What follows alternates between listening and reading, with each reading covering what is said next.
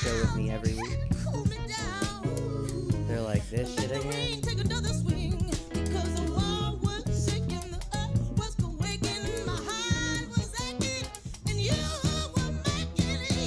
I believe I asked you week 1. And like every week since.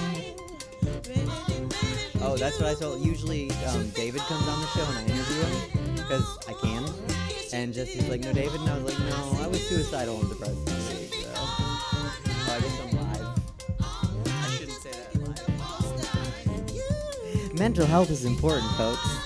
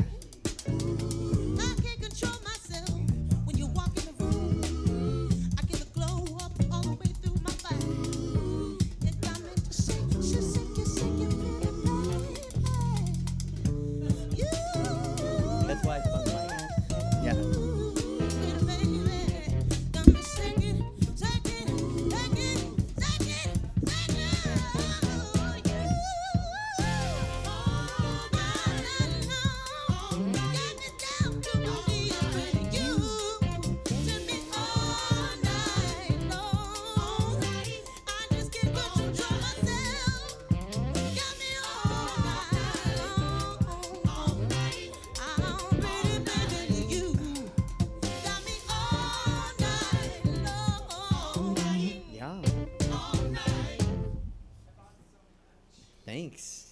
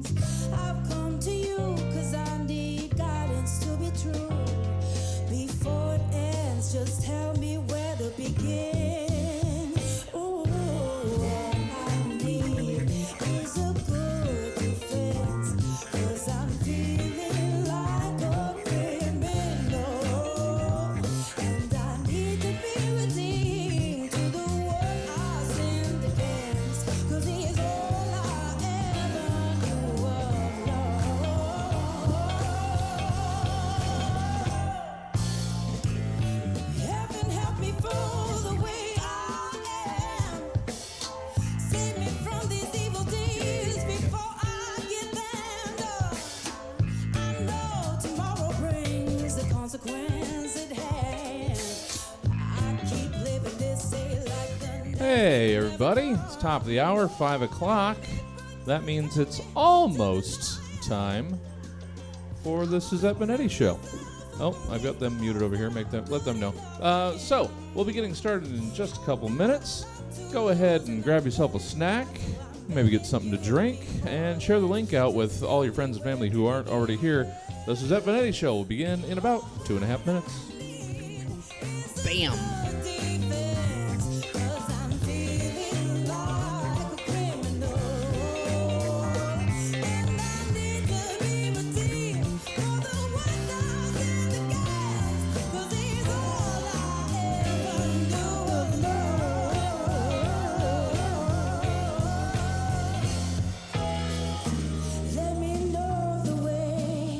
Before there's hell to pay, give me room to live.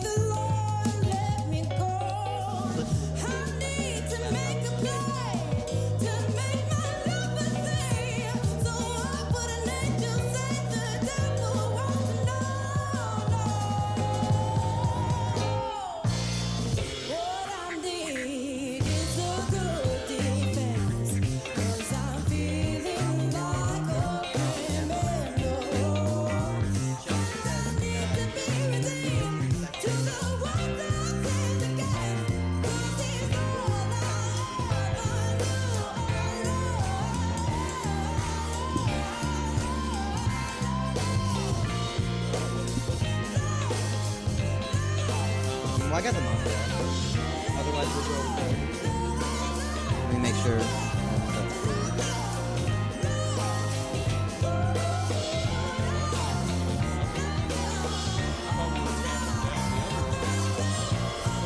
All right.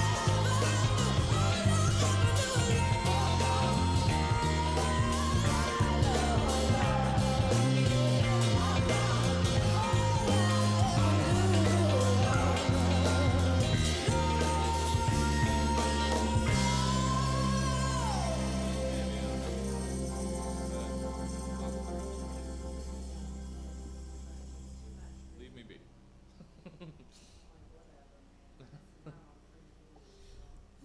Love can touch us one time Uh-oh. Where's this song going? and last for a lifetime and never let go till we're gone.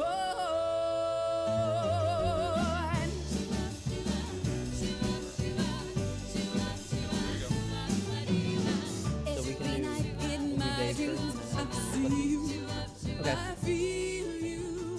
That is how I know you go on. Come on. There we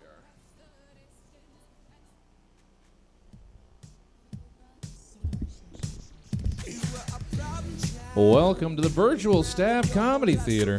It's time for the Suzette Veneti Show. Please welcome to your screen, Suzette Veneti. Uh-oh, it decided to restart on me. Sorry about that. All right. The dance party. Yeah. We'll just do the whole thing again. Suzette Veneti!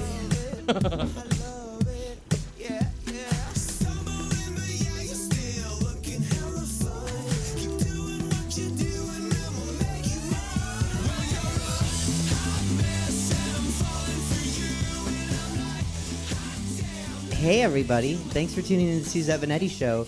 It's 5:04, but really we started at 5:03, which is our regular time that we start at every day all the time. The song just looped twice.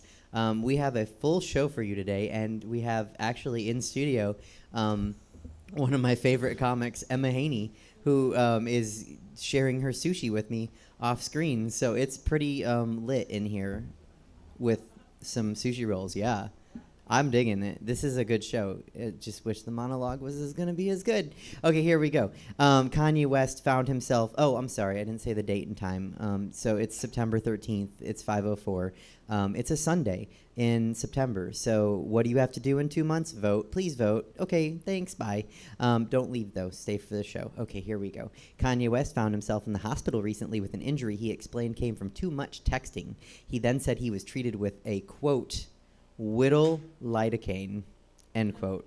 Pleased with the pain relief, he celebratorily captioned the whole thing, bruh, modern medicine. Next week, Kanye's going to get some sandwiches made for him and marvel at sliced bread. Republicans are trying again to cancel Netflix, this time because of Cuties, a French film about the pressures of girlhood. Conservatives everywhere, and QAnon specifically, want the film off of Netflix, out of existence, and the story not told. But here's the thing. According to The Verge, a Netflix spokesperson said, Cuties is a social commentary against the sexualization of young children. It's an award-winning film and a powerful story about the pressure young girls face on social media from society and generally growing up. And we'd encourage anyone who cares about these important issues to watch the movie. But conservatives don't want to watch the film, so I guess they disagree with the commentary against sexualization of young children, which, as the internet pointed out, the conservatives would much rather watch shows like Toddlers and Tiaras and shows that just sexualize and publicize young girls instead of doing something like talking about it in a way that we should learn about it and, you know, learning about stuff that girls shouldn't have to do, that women shouldn't even have to do. So go conservatives, I guess. I don't know where you're going with this. You're weird. Original Aunt Viv, a.k.a. Dark Aunt Viv, real name Janet Hubert, forgave Will Smith after 27 years of feuding, which is about how long it looked like she would need after that dance scene. You know, the one from the episode. She was tired.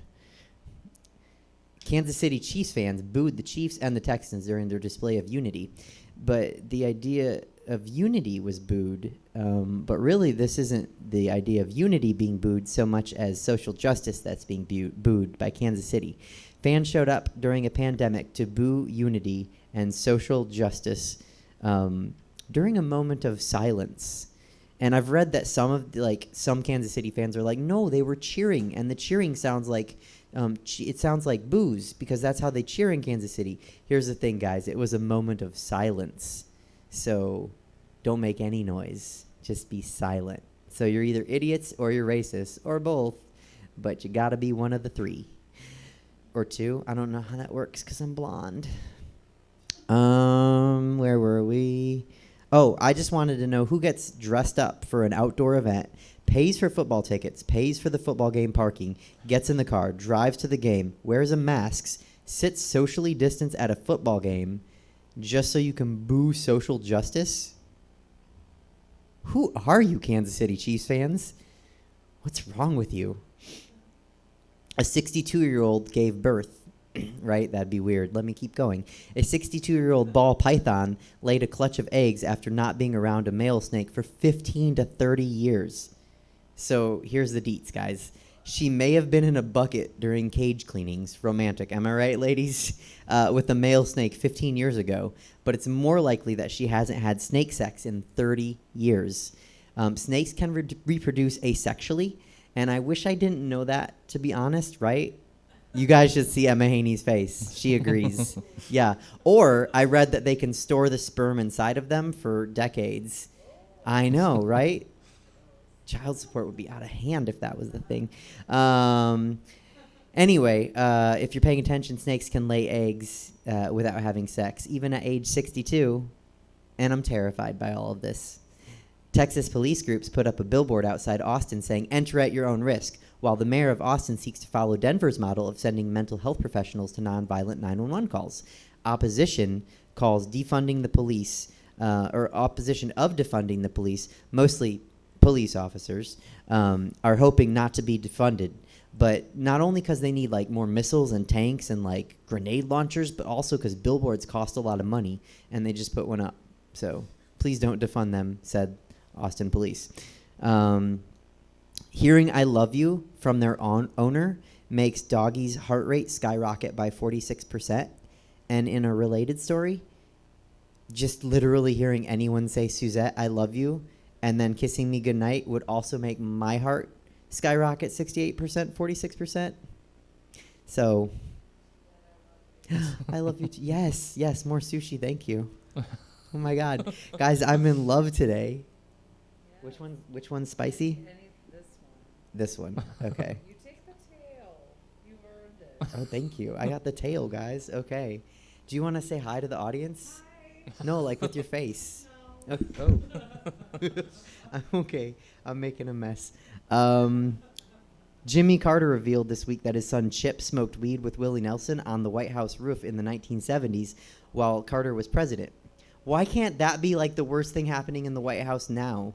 I wondered. Okay. I think I cut my lipstick on, which is talent. Thank you. Trump has been calling veterans or veterans that were wounded or killed in battle and prisoners of war losers and suckers, which has seen his support from former military members, which is like crazy because he relies on that for like his voting base. But hey, I don't know. This past week, he ordered a special flag to honor Palmia members removed from the White House flagpole. The flag represents all soldiers wounded in battle and missing service members, of which there are still 82,000 American service members missing from World War II. I'm watching this one. Trump is actually doing something that will alienate his voting base. Chris Evans, famous for having America's ass, accidentally posted a dick pic on Instagram.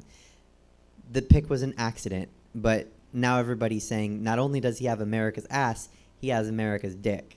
But I'm saying, Captain America, that vibranium shield can't cover everything, hun. We saw. And lastly, not a joke, but IamAvoter.com is a great website, you guys. You can go there and you can get registered and check your registration status if you need to. You can even sign up for election reminders, and you can get merch, and you can sign up to vote by mail.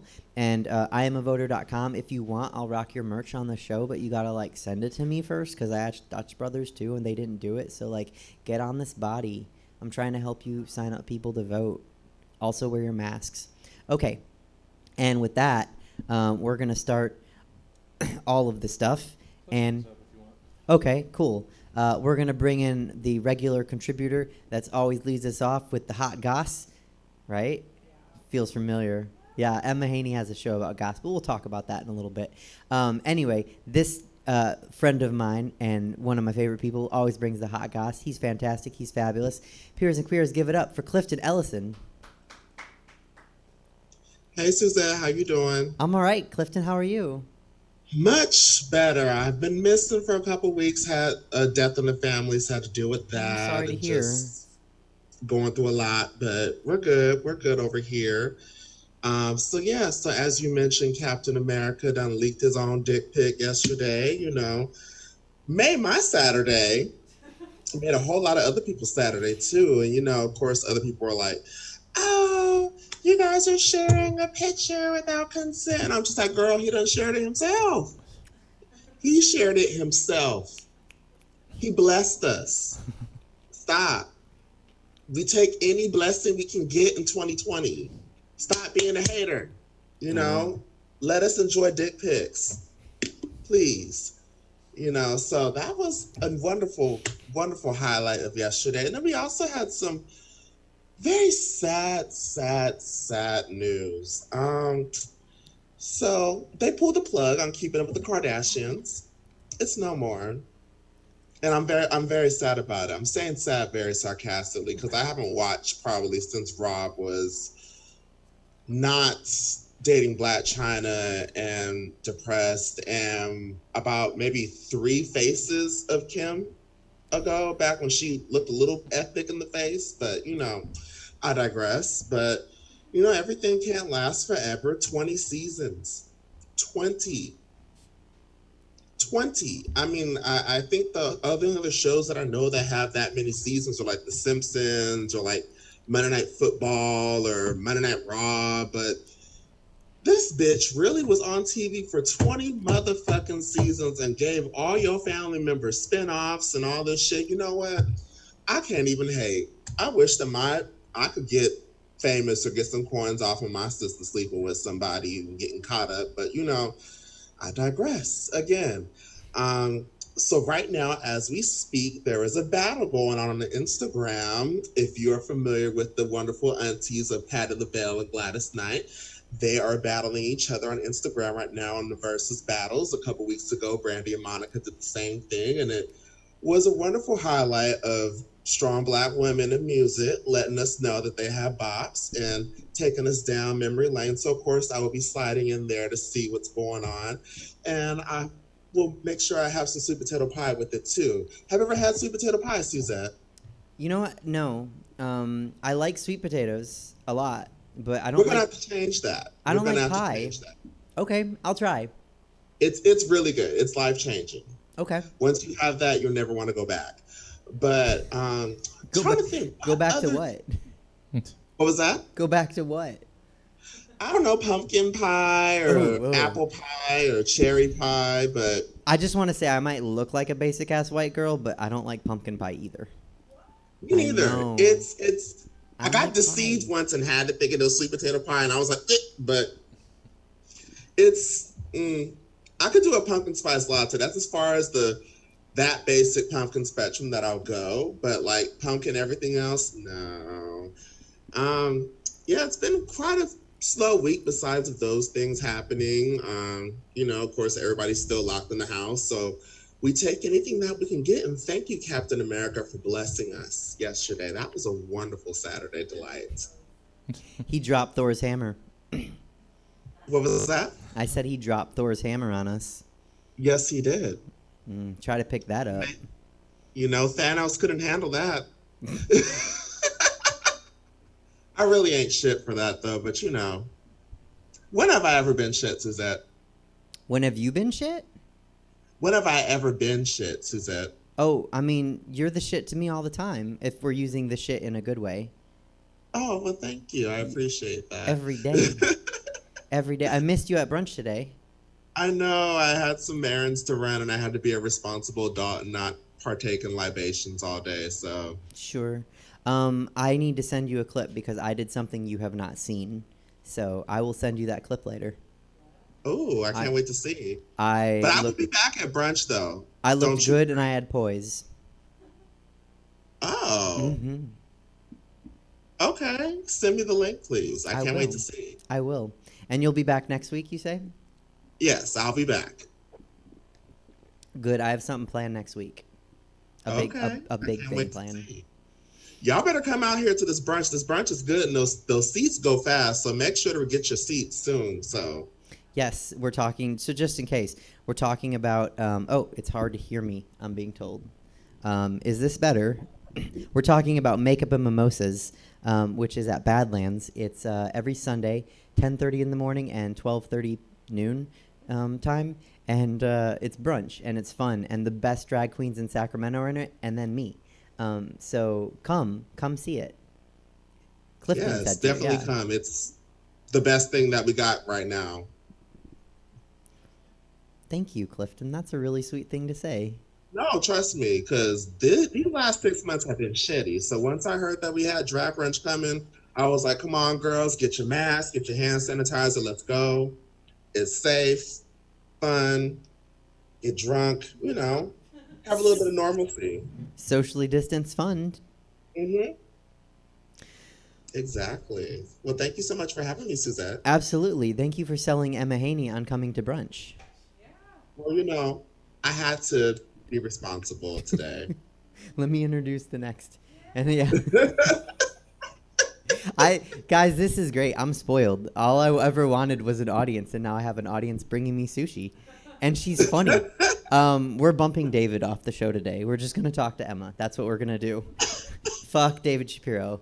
Yay, Emma Haney. Okay, cool. Thank you, Clifton, so much for coming on. I'm glad everything's better. Well, not better, but I'm glad you're working through some stuff, and I'm sorry to hear about the loss, and I can't wait to see you in person again.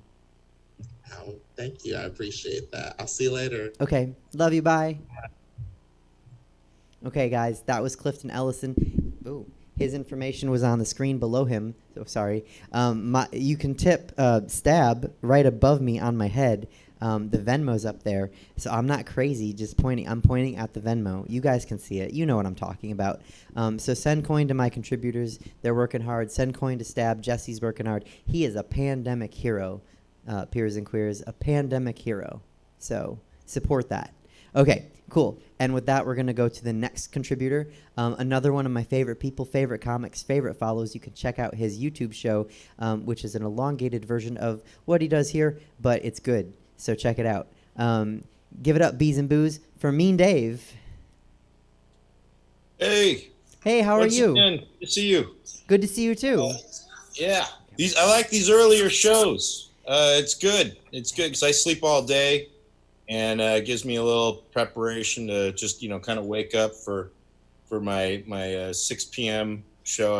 We do a Zoom show at 6 p.m. and stuff. And, so and it's been fun doing this show after that show, but before it's even better, I think. So it's good. I'm glad you got the brunches and all that kind of stuff.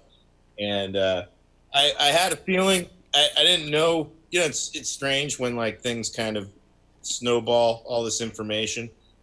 It's a weekly show. So naturally, a lot of our news is dictated by social media and whatnot. And so I don't really get news from news. I get news from massive posts on Facebook or tweets on Twitter.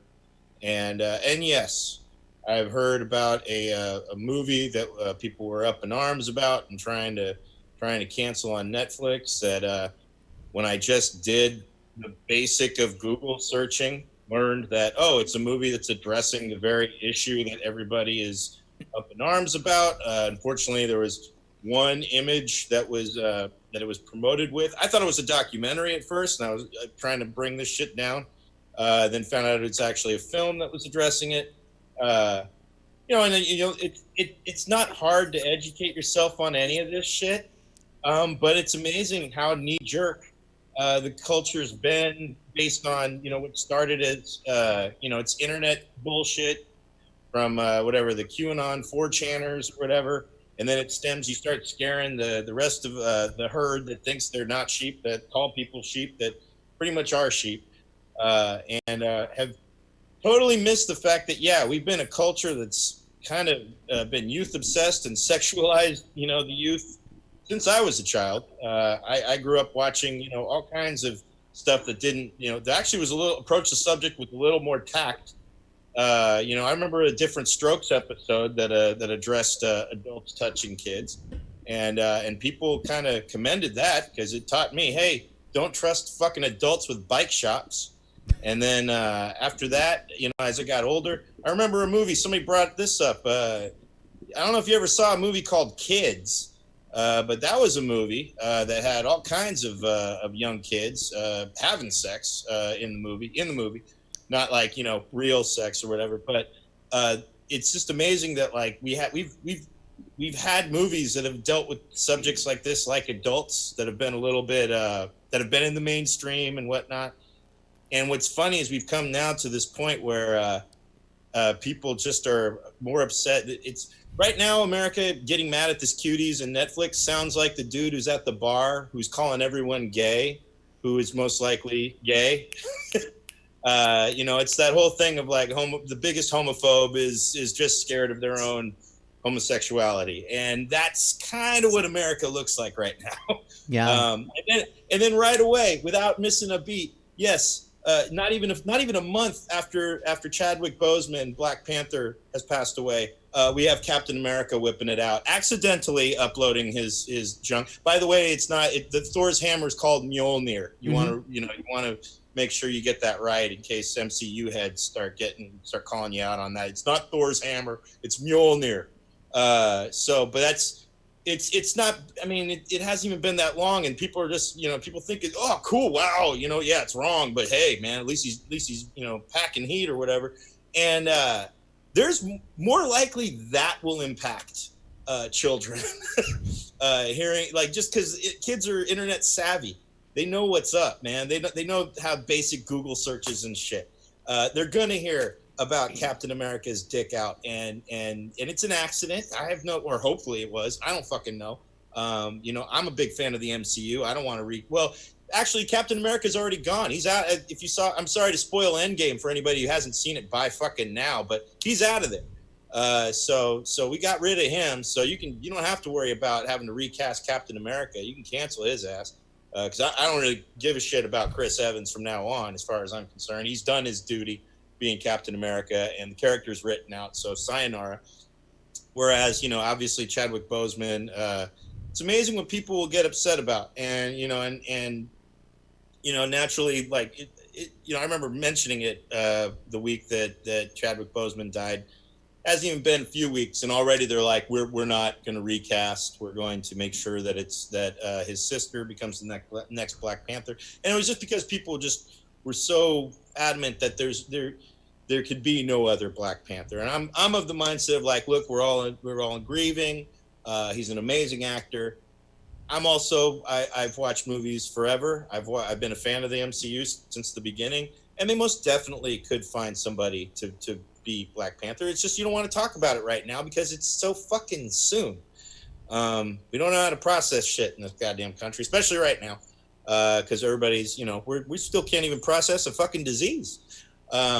So yeah, it's really these are stupid times, and I'm here for them. I love how stupid it is. I love watching it fall apart. Good thing is, I had a birthday. I turned 44 on Wednesday. Happy birthday! On Wednesday, it was my birthday. Last Wednesday, September 9th. Another year closer to death, as I like to say, and couldn't be soon enough based on how everything's going. But yeah, it's beyond that. It's been an all right week. It just sucks that you see on a daily basis, the people can't, things just have to be on fire, and that's because, well, once again, Everybody laughed at Al Gore talking about climate change. Who knows? I don't study the earth. I don't know how much of this is attributed. I believe that climate change is real only because it gets hotter and hotter. That's all. And people do pollute with lots of cars. I don't know if you heard, but apparently they've been lying to us. Plastic doesn't get recycled. We just put it in a blue bin and it gets thrown in another fucking pit, which was something that didn't surprise me because that's kind of what I thought things happening.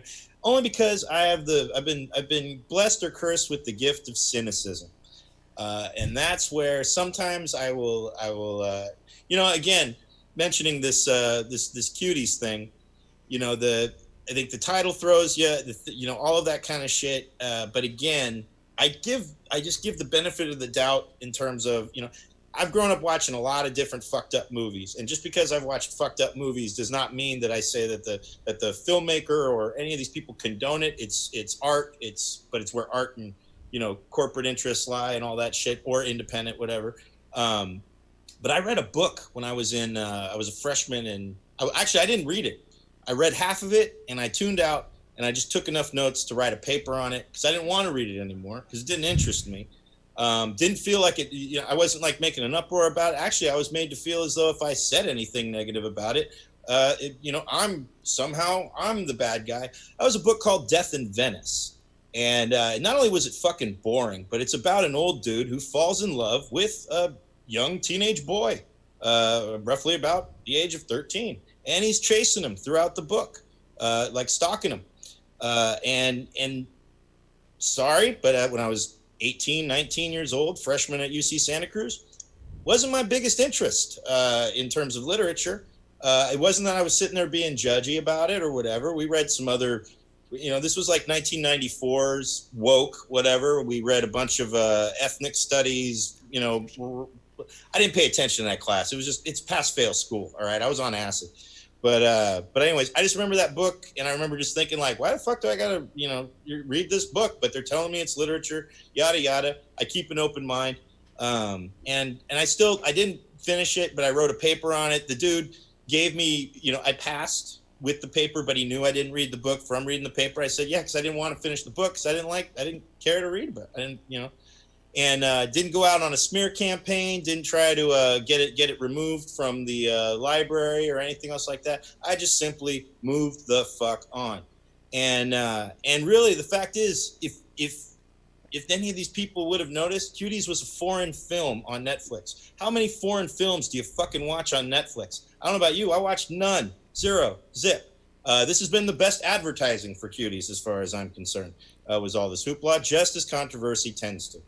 And if anything, I would just say, you know what? The fact is, if you're that concerned, QAnoners and Save the Children hashtaggers and all that kind of shit, fact is, you probably want to keep your Netflix because that's what's keeping your creepy uncle or your creepy babysitter or whoever it is that's in your life who is most likely to molest your children, not a movie, and definitely not a movie that's trying to bring about awareness of our sexualized youth-obsessed culture. So. The end. I think you summed it all up. I don't have anything to add to the serious stuff you said, but I do have some. Hella serious. I'm hella serious this week. I do Last have some. Hella serious too. I can. On a serious. I can toss some MCU puns out. So Captain America, Chris Evans. I would say that it wasn't Mjolnir so much as Stormbreaker because he broke a lot with that dick pic. I didn't see it. I'm not going to go chasing down the picture. I actually just alerted my buddy who's into dudes, and now he's going to probably go find it. I'm like, it just pays to keep up with the MCU. Well, more powerful than Loki's scepter with the Mind Stone in it, and I think it probably made Hawkeye quiver. So. You think it could? You think it could handle the Power Stone? Yeah. Yeah. Yeah. I don't know. This is both dorky and gross. A little bit. But that's what the viewers come here for. Hell yeah. Dorky and gross. And we deliver.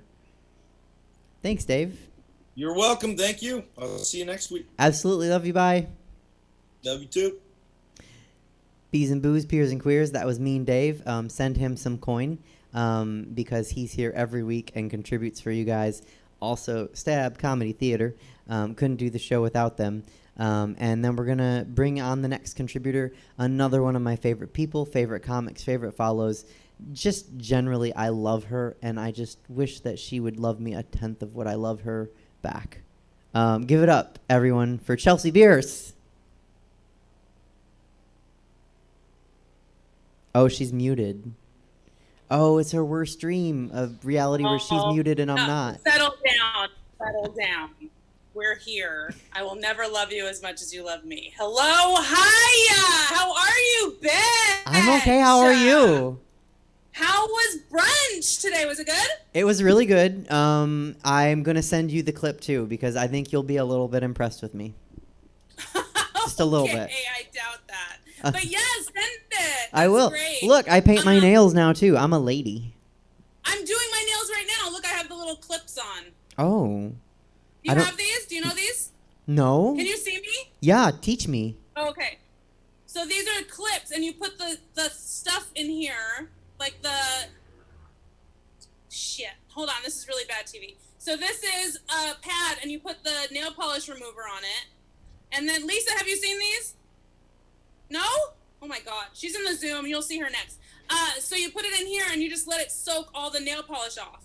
It's good for like gel nails too, because that takes forever to take them off. So, man, I'm teaching you guys so much today. This is crazy. Emma Haney has seen them. She's up to speed. Oh, Emma's seen them? Yeah. Yeah. You didn't see what I put in the chat, but having Emma Haney feed me food out of a to-go container is one of the most sexual dreams, like recurring, that I've had in my life. So, you are living out my fantasy right now. I'm gonna get the best sleep ever tonight. I'm scared to take sushi while I'm talking to Chelsea. She'll yell at me. Yeah. Yeah, don't do it. No, Yeah. because I'll fucking murder you. I know. So, hi. Hi. So yeah, I never know what I'm going to talk about on here. Literally, I have no idea what I'm going to say. Never know. And I've missed you for a couple weeks, right? Because the 5 o'clock thing blew my mind. So welcome to 5. But here, let me be honest with you. Okay, I took a little weekend trip to Tahoe with some friends, right? And I did some drugs. Okay, so now. It's fine, you guys. I did that, right? And I had this thought that I could not shake from my soul, right? And I had this thought, because we've talked about me dating and how horrible it's been during the pandemic. We've talked about all of the terrible dating, episodes that I've had. And then I was like, yo, dude, what if instead of protecting my heart, what if this whole time I'm just pushing love away and avoiding it? Like, what if I'm actively pushing the possibility of love out of my life instead of protecting from, like, toxic shit, right? And that thought messed with me, okay? That messed with me.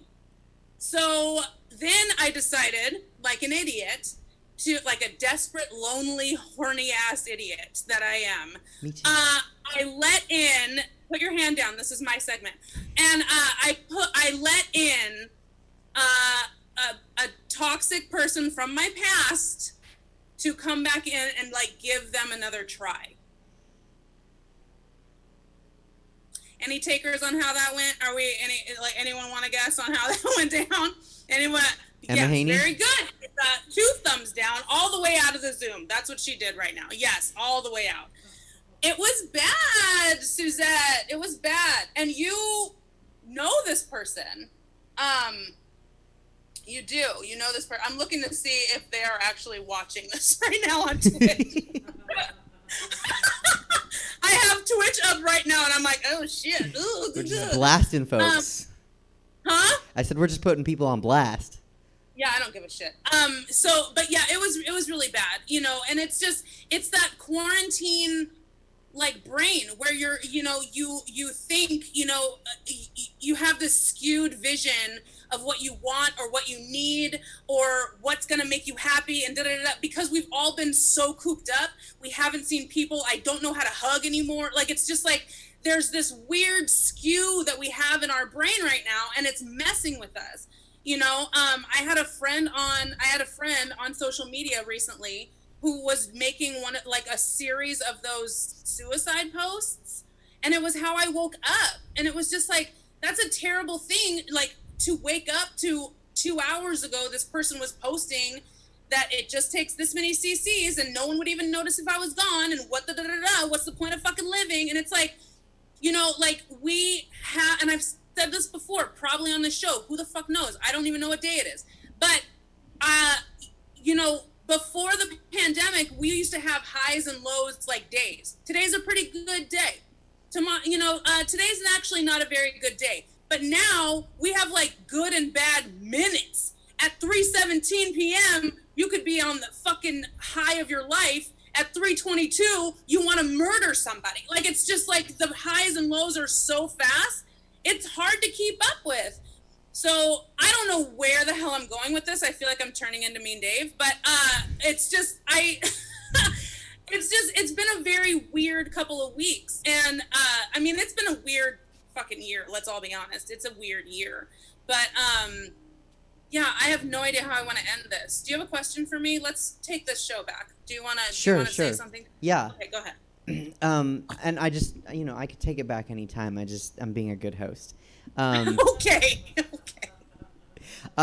So what did you, let me ask this. All the trials and tribulations that you've had from dating during the pandemic, and it's awful. Yeah. And you let your words, toxic ex back into your life, and you regret it. What did you learn from that? Okay, here's the thing. Okay, let me tell you why they were toxic, first of all. Okay, excuse me, I just burped. I just pounded this Truly. Look at the size of this Truly, dude. Like, this is ridiculous. Do you see the size of it? It's my head. It's legit my head. It's like it's Chris Evans up in there with you. What's happening? Oh, topical humor. What?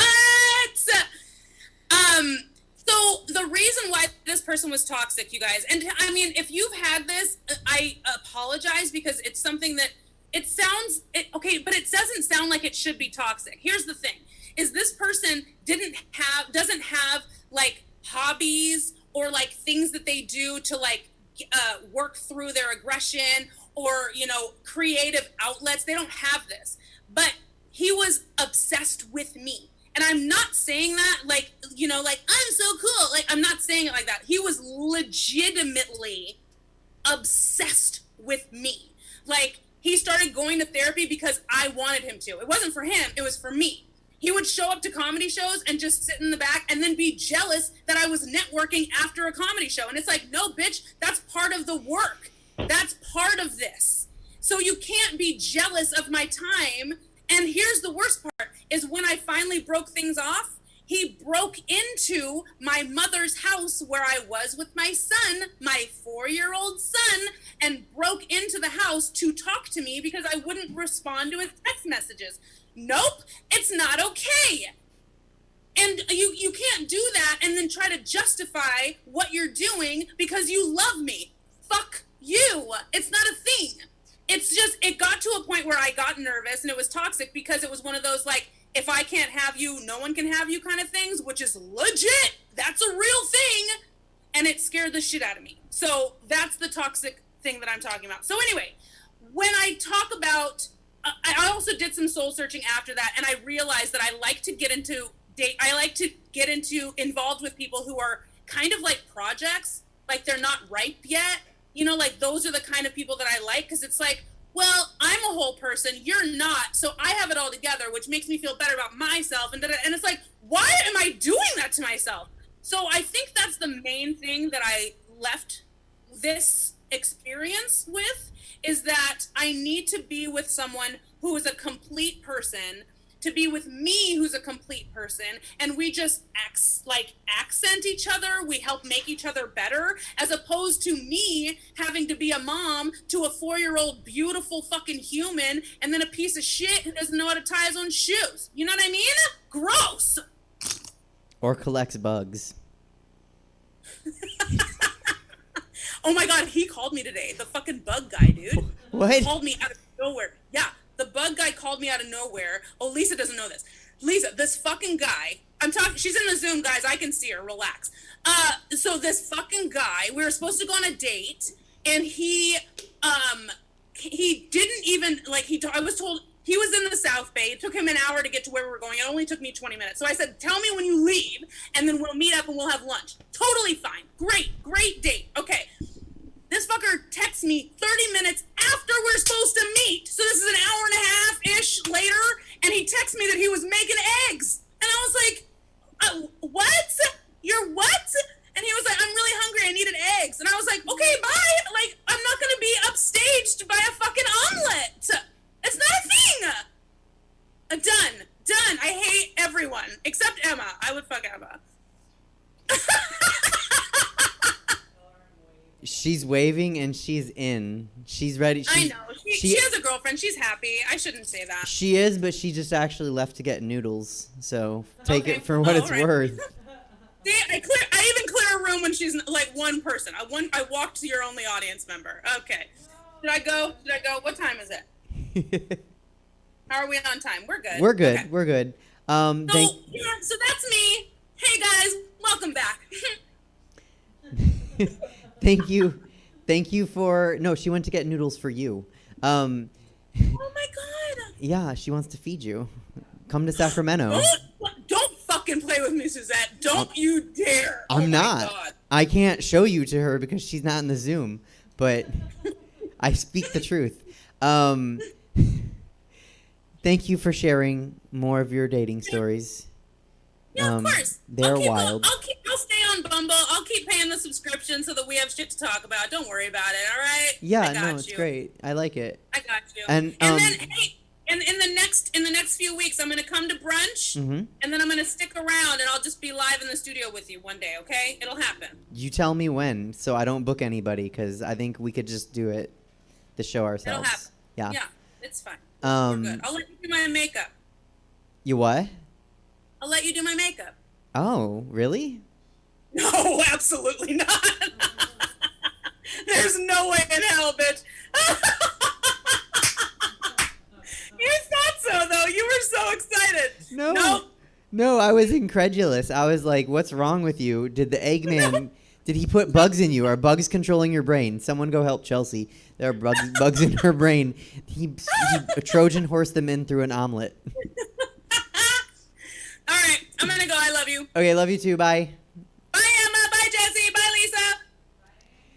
Emma said bye. Bees and Booze, Peers and Queers. That was Chelsea Bearce. We all love her, and she's one of my favorite people, and you should coin her and send her some, and also support Stab Comedy Theater. I can't say that enough because we're only here because Stab lets us be. So, okay. And with that, we are going to get to, oh, you know what I didn't do? I am a terrible person, Lisa. I didn't ask for your intro, but Chelsea has given you a lot of intro. So I'm just going to say you're an amazing person, and you sure helped me get further in my career as a producer, at least. I don't know if anyone would call me a comic. I don't know if anyone would call me a drag queen. But I do something in entertainment, and I'm really grateful for knowing you, not just through business, but also as a friend and a person. And I can't wait to talk to you today. So everybody, please join me in welcoming Lisa Barr. Hi. Hi, how are you? Hi, I am okay. How are you? Hot and tired, but You are hot. also having a fun show. I love your Courtney Love vibe today. Oh, thank you. So much. Thank you. How are you? I'm good. I'm doing pretty good. Yeah.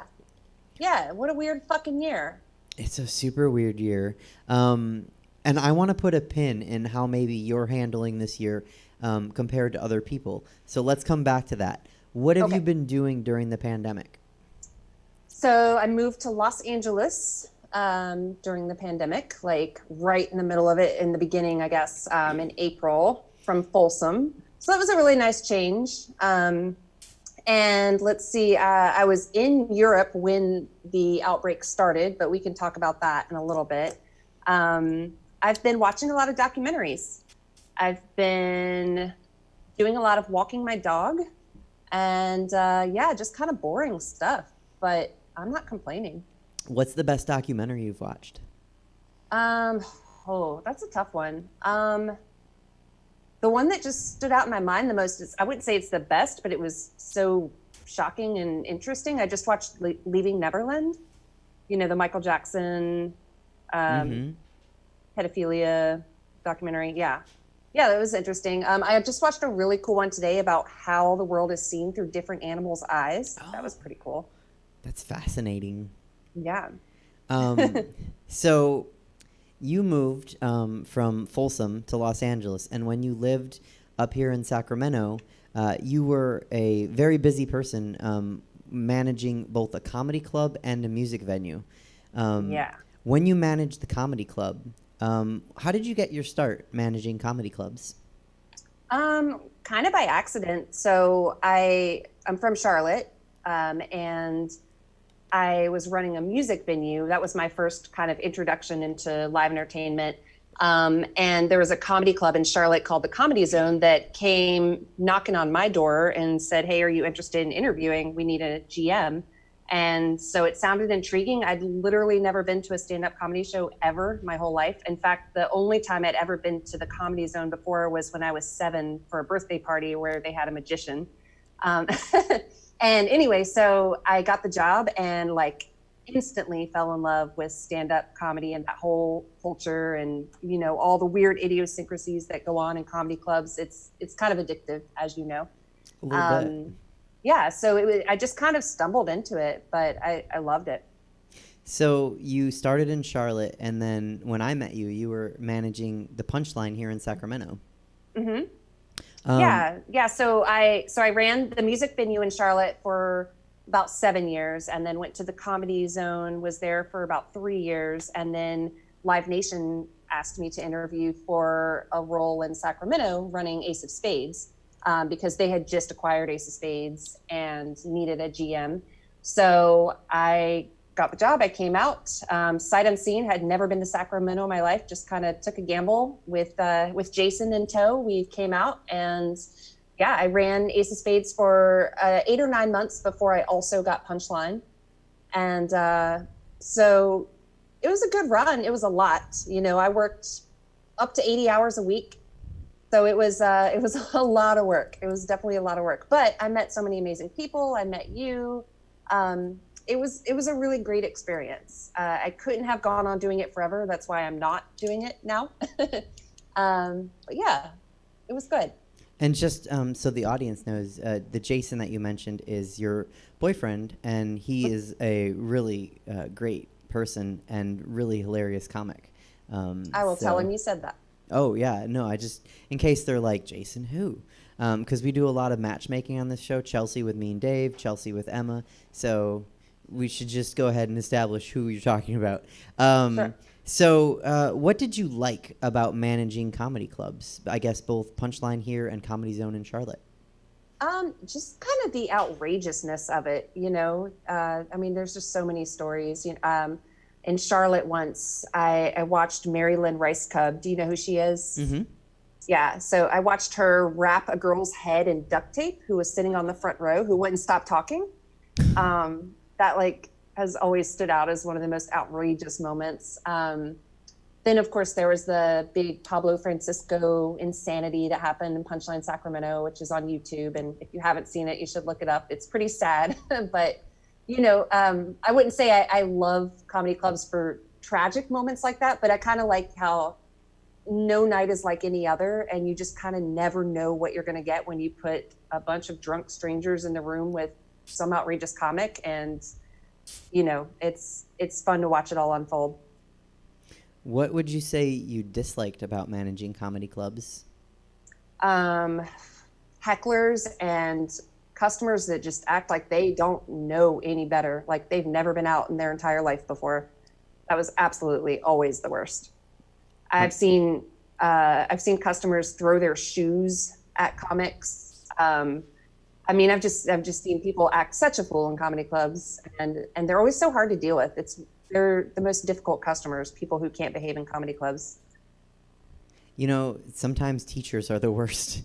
I've found at comedy shows, and I think it's because maybe they're so used to telling people to like be calm all day and like sit and listen, and then they get a little bit drunk and like, wow, teachers go wild at comedy shows. The same exact thing goes for law enforcement. they're very hard to tame and to get to calm down if there's any problems with them. I mean, they just kind of erupt. If anyone's riled, huh? Noted. Yeah. Noted. So managing music venues, like you said, you started in Charlotte. What was it like when you started? Because you did that before comedy clubs. What was it like when you started managing music venue? Yeah, so music has just kind of always been my thing since as far back as I can remember. I wanted to just be around musicians. I wanted to play music. I just wanted to live in that world. And so I started working box office at a club that was sort of like a Charlotte institution, and just kind of gradually worked my way up. And one day the general manager / talent buyer seat opened up, and I just kind of sat in it. Nobody really asked me to, but they didn't have a replacement, so I just sat down and started figuring it out. And I was in love with it. I mean, this club was really special to me. It held 1,000 people. It was about the same size as Ace of Spades, but it had such an intimate feel to it, and so just getting to see bands on such an intimate level night after night, booking the shows, being able to kind of curate local talent. It was just a great experience, a great way to experience my 20s. I was there for, most of my 20s. So yeah, it was great. And then at Ace of Spades, it was a lot of the same, just getting to have those really intimate moments with great bands that would normally play much larger rooms. But in Sacramento, we always got the bigger bands on the smaller room, which is Ace of Spades. So yeah, that was always really nice. It's really cool to hear you talk about, procuring local talent and kind of, because I don't know what the culture was like before I started stand-up comedy. And I mean, honestly, I could ask Emma because she's here and she would know. So it's kind of unique tonight. But I really felt that you had a open heart and an open eye for local comedy talent in Sacramento. And I thought that was really awesome. So I can only imagine how that worked with bands. Yeah, it was a little bit easier in Charlotte because neither of the venues I ran were run by Live Nation, so there were no restrictions with programming. In Sacramento, I mean, I don't know how much I should speak about Live Nation, but I'm going to. There was just restrictions. They don't make it easy to book local talent musically or in comedy. So. I came from a world where that was the most important part of either club that I ran, was keeping in touch with the local communities and having them be a thriving part of it. And so I tried to do my best with that. I think that it could have, and it still can't, well, there's nothing going on there now, but it could be better. I think there's a lot of room to work on getting Punchline to be a little more local friendly. But I think when they added that side room, that started to help support the local scene a little bit more, did it not? We can message about it later. Yeah. Yeah. I mean, it definitely, I think maybe it never got its chance to get its right footing during COVID. I don't know if because it had some open mics, and I don't know if anyone really knew how to, and this is me as an artist speaking. I don't know just the audience. I have nothing to do with it other than I produce shows there. But it seems like they have a lot of great ideas for it, and maybe they just didn't get a chance to implement them yet. So yeah. I hope, because it's such a great space, that callback bar on the side of Punchline. It's beautiful. So it'd be nice, and it'd be a great way for local talent not to have to put, I mean, when I do a show there, my goal, my bar for like how many people do I need to get in the seats so I can pay everybody in my show and it'd be a good show, is usually something like 50. That's and hard. It's not only hard, but it feels empty. If you put 50 people in a 240 person room, it feels like no one's there, even though there are 50 people, and you're grateful there are 50 people. But you really want at least triple digits before it starts to feel somewhat full. And that's so hard. And the callback bar is so awesome because it seats, I think, 60 to 70 people. And so just 35 people in there would be, even 20 would be pretty cool. And if you got up to 60, like, rock on, but. Right. So, we'll see. yeah, we'll see what the future holds for it. Definitely. What did you like about music venues? You said with comedy you liked the unpredictability of the sort of a charged situation unfolding. What did you like about music venues the most? Like I said, just kind of the intimacy of it, getting the opportunity to see so many shows night after night and in such a close-up way, and kind of forming relationships with bands that you get to see, year after year over time. And when I was in my 20s, it was sort of living out a lot of my girlhood fantasies of getting to meet a lot of my musical heroes, I think just kind of being a part of that world, it's a really special place to be. You can skip this question. I don't want to ask anything that's off base, but meeting your heroes, your musical heroes, is it, because they always say you shouldn't meet your heroes, and sometimes it's true and sometimes it's not. Sometimes your heroes are amazing. So meeting your musical heroes, was that a good thing? Was it a bad thing? It varied. It varied, definitely. Like, meeting the original drummer of Guns N' Roses was like a dream come true. And we had an amazing day together, and he was so gracious and happy to be there and talk to every fan. And that was a great moment. Then, opposite end of the spectrum, I got to meet the singer of a band called Ministry, who I'd loved since I was a kid. And long story short, the day ended with him pooping all over the floor of the green room. So he kind of soured my image of him that day. So it can go either way. I would say one of the negative things about the world of music and comedy too is, the excessive amount of drugs and alcohol and how that can create, just really toxic nights and situations that, you wish you had never dealt with. So that's definitely the dark side of both of those industries for sure. Right on. Yeah, it is nice just for everything to be kind of not, I don't know the word to say, because I don't want to shame anyone that uses drugs or drinks, because I certainly have some drinks after a successful show. But it is nice when everything feels real, I'll say, and everyone's kind of on the same plane of reality. Right, for sure. It Yeah, means and a like little you bit said, more. not to shame people at all. I mean, it's rock and roll, it's comedy, it's going to involve those things, and that is a part of the culture. It's just there are extreme moments that are fueled by, cocaine and too much whiskey, and those moments make it pretty challenging sometimes to be a GM of a club. Definitely. Yeah. So, like you said, you couldn't do it forever, and it was fun. And so now you moved to Los Angeles, and I think you mentioned it earlier, you were a tour manager of a band traveling through Europe during COVID. Yeah. So I've been managing this band called Paint Fumes for, I guess, almost 2 years now.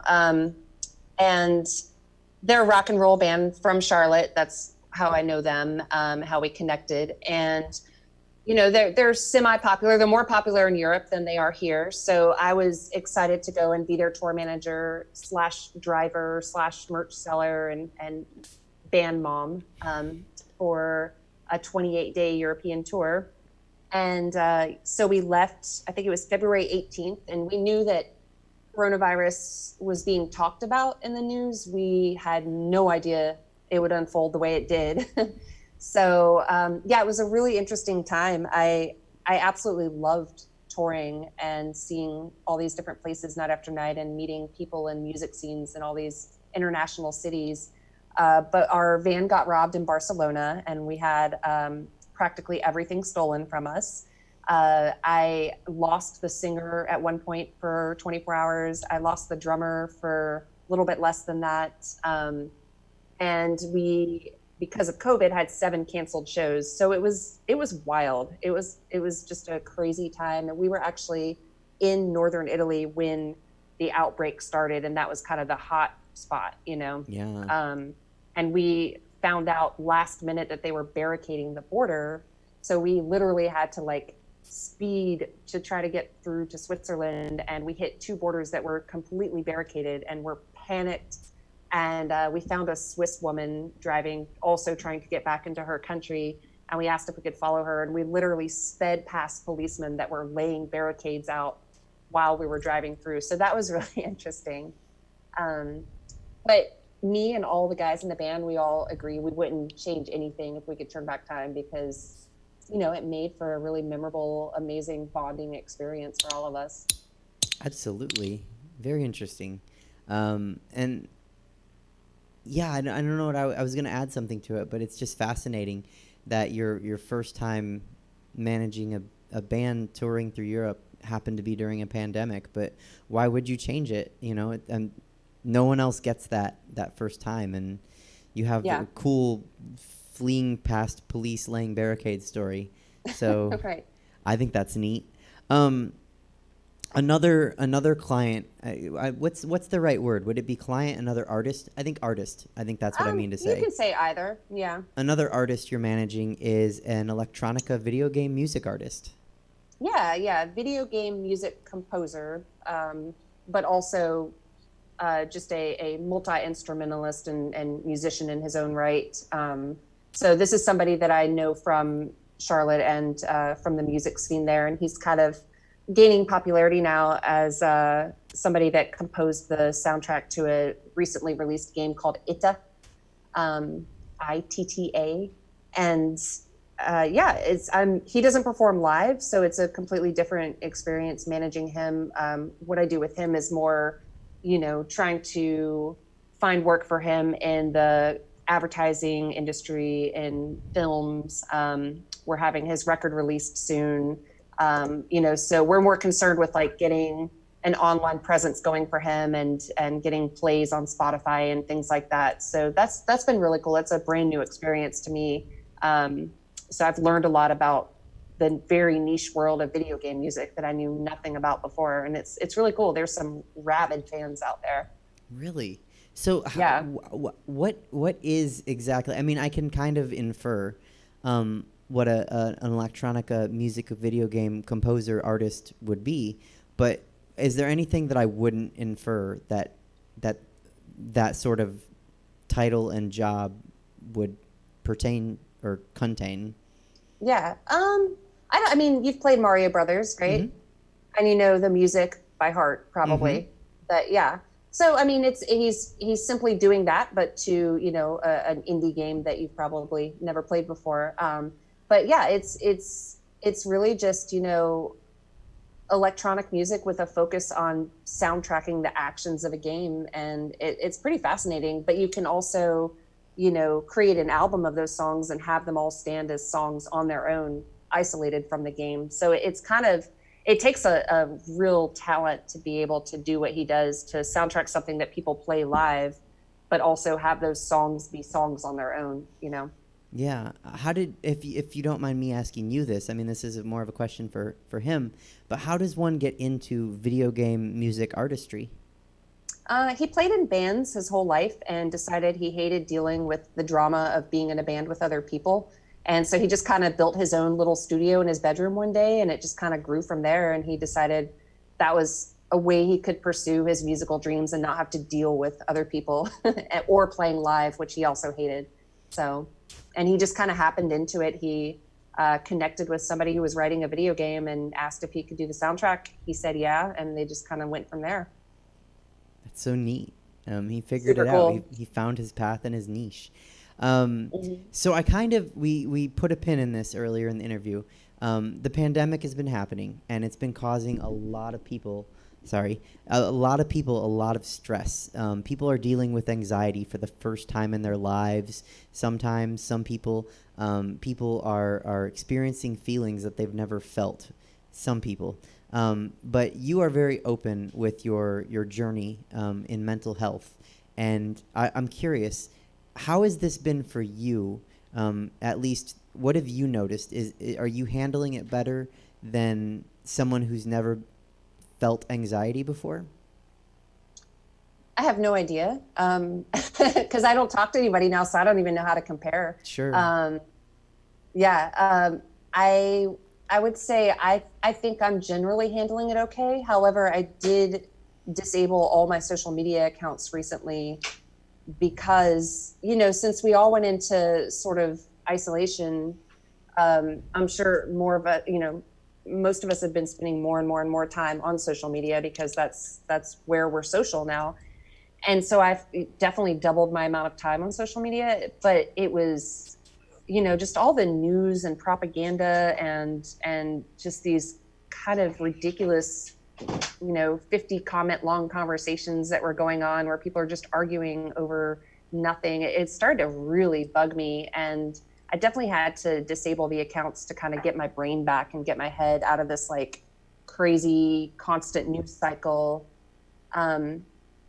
But aside from social media kind of like triggering my anxiety, I think I'm generally doing pretty good. I try to spend a lot of time volunteering right now. So I have been doing a lot of that during the pandemic, going down to Skid Row in downtown Los Angeles and passing out supplies to the homeless. And so kind of just trying to throw myself into those kind of activities, if you can call them that, that's been helpful to kind of take me out of myself and out of my own head, And I think that's what we have. We have the GoFundMe link below her.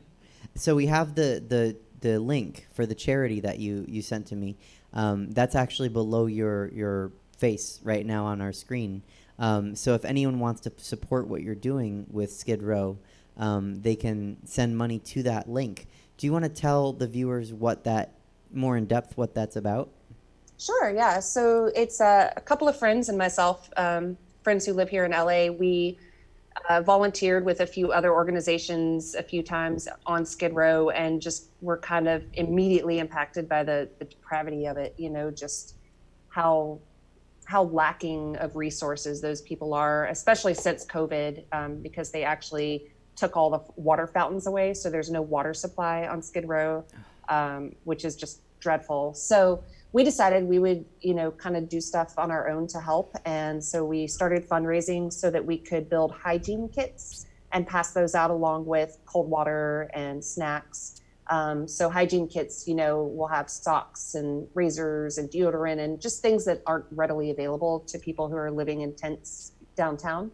And yeah, so far we've raised, between the GoFundMe and a prior fundraiser, about $2,500, which has gotten us about 200 different hygiene kits to pass out. And it's been really great. Like, just doing what little we can and trying to fill the gaps where the government isn't really helping, Sure. So that's what that's all about. So back to mental health, just because I do want to touch on it. We don't get to talk about it enough on this show. And it's important. And we had local drag icon Apple Adams on the show, and she and I spent a lot of time talking about mental health. You've had your own journey with mental health. What can you share with us about that? Yeah, so I'm pretty open about it. I can say that I've grown up with, I grew up with a father who battled pretty medicine resistant depression. Like he has never found a way to treat his own depression. So that was pretty intense. And it's definitely a really strong genetic trait that runs in my family. So I got it.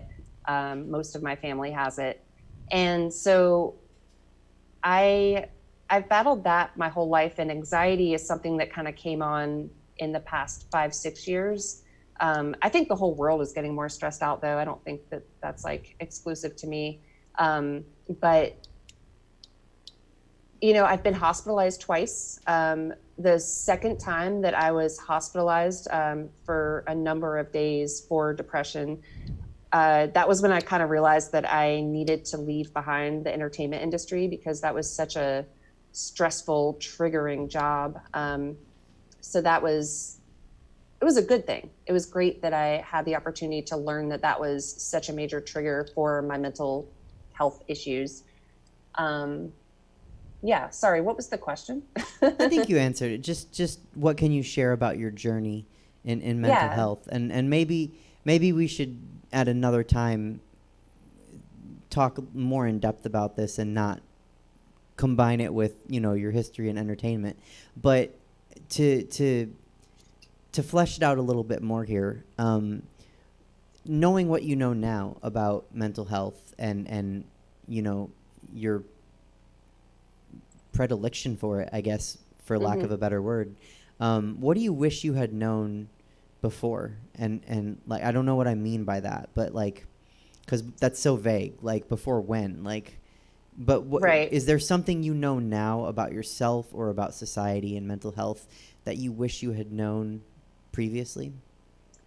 Yeah, I would say, you know, if you have trauma in your past, don't try to pretend that you don't, because that can be fatal. That can have such a bad impact on your life. I think a lot of people who have trauma stemming from any point in their childhood, they, at least this was my experience. You know, when I moved out of my parents' house and started my own adult life, you know, in my 20s, I thought, oh, well, my past is behind me. I'm fine. You know, everything is great.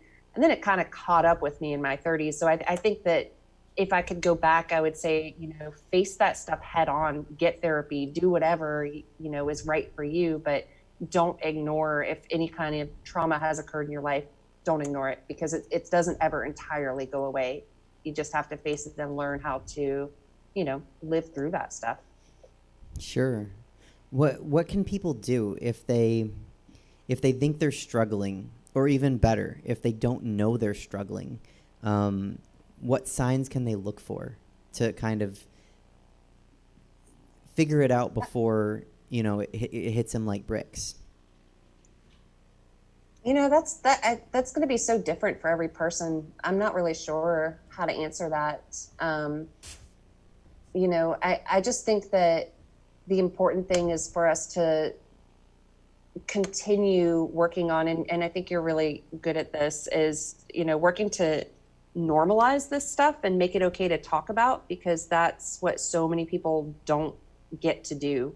And that just exasperates anybody's problem, you know, pretending it's not there. So I think that, you know, if we can, as a society, just keep working on convincing people that it's okay to admit if you have something wrong and that you might need to go talk to somebody about it, then, you know, that's just what we need to keep encouraging. Yeah, you know, it's something that David Shapiro, our contributor, talks about more, but it's like, me and David have had some amazing conversations about this stuff. oh, well, he's lucky to have had good conversations with you, but I pity you for having to talk to him. But he does say that he hates how people, the fake it till you make it when it comes to mental health. It's so damaging and destructive, because people just say, just pretend you're fine and you'll feel better.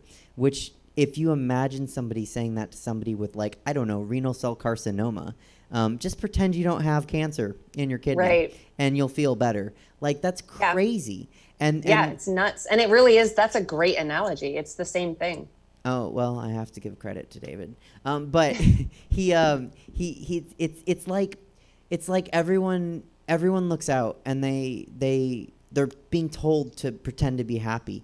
And so when you're a sad person and you look out in the sea of people and you only see happy people, half of them aren't even happy. Half of them are also sad, and it makes you feel more alone to be sad, because you're just seeing happy people, when really there are so many more people experiencing sort of what you're experiencing, maybe not exactly the same, but very similar. So I think I want to say thank you for saying that, you know, maybe we're normalizing it here, because that is something that I should probably try to do more of. Well, David does a really good job of it. So, oh, well, maybe I'll bring him on and he can talk about it. He's kind of a hack. What helps with anxiety and mental stress for you? And I mean, I know this isn't the same for everybody, but what helps for you, just in case somebody's watching and they're saying, oh, wow, maybe I do have some stressors in my life? For me personally, you know, again, I think that's something different for everybody. But for me, writing is a really big part of it, of, you know, just being able to kind of get my thoughts out of my head. That's always been extremely cathartic for me in my toughest moments. And therapy. I'm a big cheerleader for therapy. I think it's great. I think everybody should be in therapy. I think it should just be normal, should come with everybody's health plan. I think it does wonders for people to have that unbiased ear to unload into, and then hear them not tell you the right things, but ask you the questions that you might not already be asking yourself. And I know that our mental health system is kind of screwed up, and it's easier said than done to even get good therapy, but hopefully that'll continue to get better in the future, because I would recommend that to anybody. I wish I could put my dog in therapy. I think everybody should have therapy. That is a thing. I hear a lot of people having emotional support dogs that have emotional support dogs, and I will say I've seen that firsthand. So yeah, dogs could use therapy too. I could probably talk to you about this for an hour or two. So I think what I'm going to do is maybe come back at a certain time with a special episode, or maybe a spin-off about mental health. And I would love it if you would come on and maybe roundtable talk with me and some other people. I would love to. That'd be amazing. Awesome. So not to go into that too much, because we're going to come back to that one day in a more thoughtful way, once we can kind of think about what we want to say and the questions we want to ask and discuss. So that's everything I have for the main part of the interview. Is there anything I wasn't smart enough to ask? You're so funny. Thank you. Yeah, no, I can't think of anything. Okay. Good question, though. I just want to point out to everyone watching that somebody said I'm funny, so there's a knock on me. Okay, cool. Lisa Barr, are you ready for rapid fire questions? Ready. Okay. What is your favorite thing about the existence of brunch? Of brunch? Mm-hmm. You can get away with eating more food than you normally would at just a breakfast or a lunch. That's so true. And you get to get drunk in the early part of the day. Yeah. Come back to Sacramento. Come to brunch. I have a pretty great one. I think you'd like it. Are you still doing brunch? Like, are you back to doing it in person now? Yeah, no, I just hosted 2 today. We're doing it socially distant, where the tables are 8 to 10 feet apart, probably. And inside or outside? It's outside. It's in the parking lot at Badlands. Okay. And we filed paperwork with the city to get signed off on, because we want to be above board every step of the way when it comes to this. This is a public health concern, but people also need live entertainment now as much as or more than they ever have. So it's outside, and people wear masks when they come in, and when they sit down, they can only sit with the people they came with. So if you come with 5 people, you can sit with them. If you come with 2 people, you can sit with them. If you see your friends and you didn't come with them, you cannot sit with them. That's just the way it is. That's the rules. And the queens and me don't have to wear masks, because we're not actually going up to people to take tips. We have basically contactless tipping. So nice. Yeah, so if anyone wants to tip us, they do it on Venmo, or they do it in a basket that we don't even go near. And so that way we're able to do brunch and hopefully bring a little bit of joy to the city. And we've sold out 6 shows in a row. So nice. When you are back up north, let me know so I can reserve you a spot. Okay. I would you. love to have you here, because you've seen me kind of when I started performing, and it'd be interesting to get your take on what you see now. Yeah, I'd love to see how the brunch has evolved. I think we were together kind of for the beginning of all that. Yeah. I'd love to be a part of that. I'd love that too. Okay, that was my fault. That wasn't very rapid. No, sorry. That's okay. They never are. I'm not good at enforcing the rapid. But back to rapid fire questions. I'm going to be serious face. What do you ever wear wigs? I wish I did. Really? I've actually been I've been thinking about shaving my head. Okay. Yeah, I want to explore. At some point in my life, I'm going to just go nuts, shave my head, and start wearing wigs. I want to. I really want to, but I never have. Do you these are questions I ask people that wear wigs currently, but I'm going to ask them to you because this is something you've given thought to. Are you going to have a favorite color wig?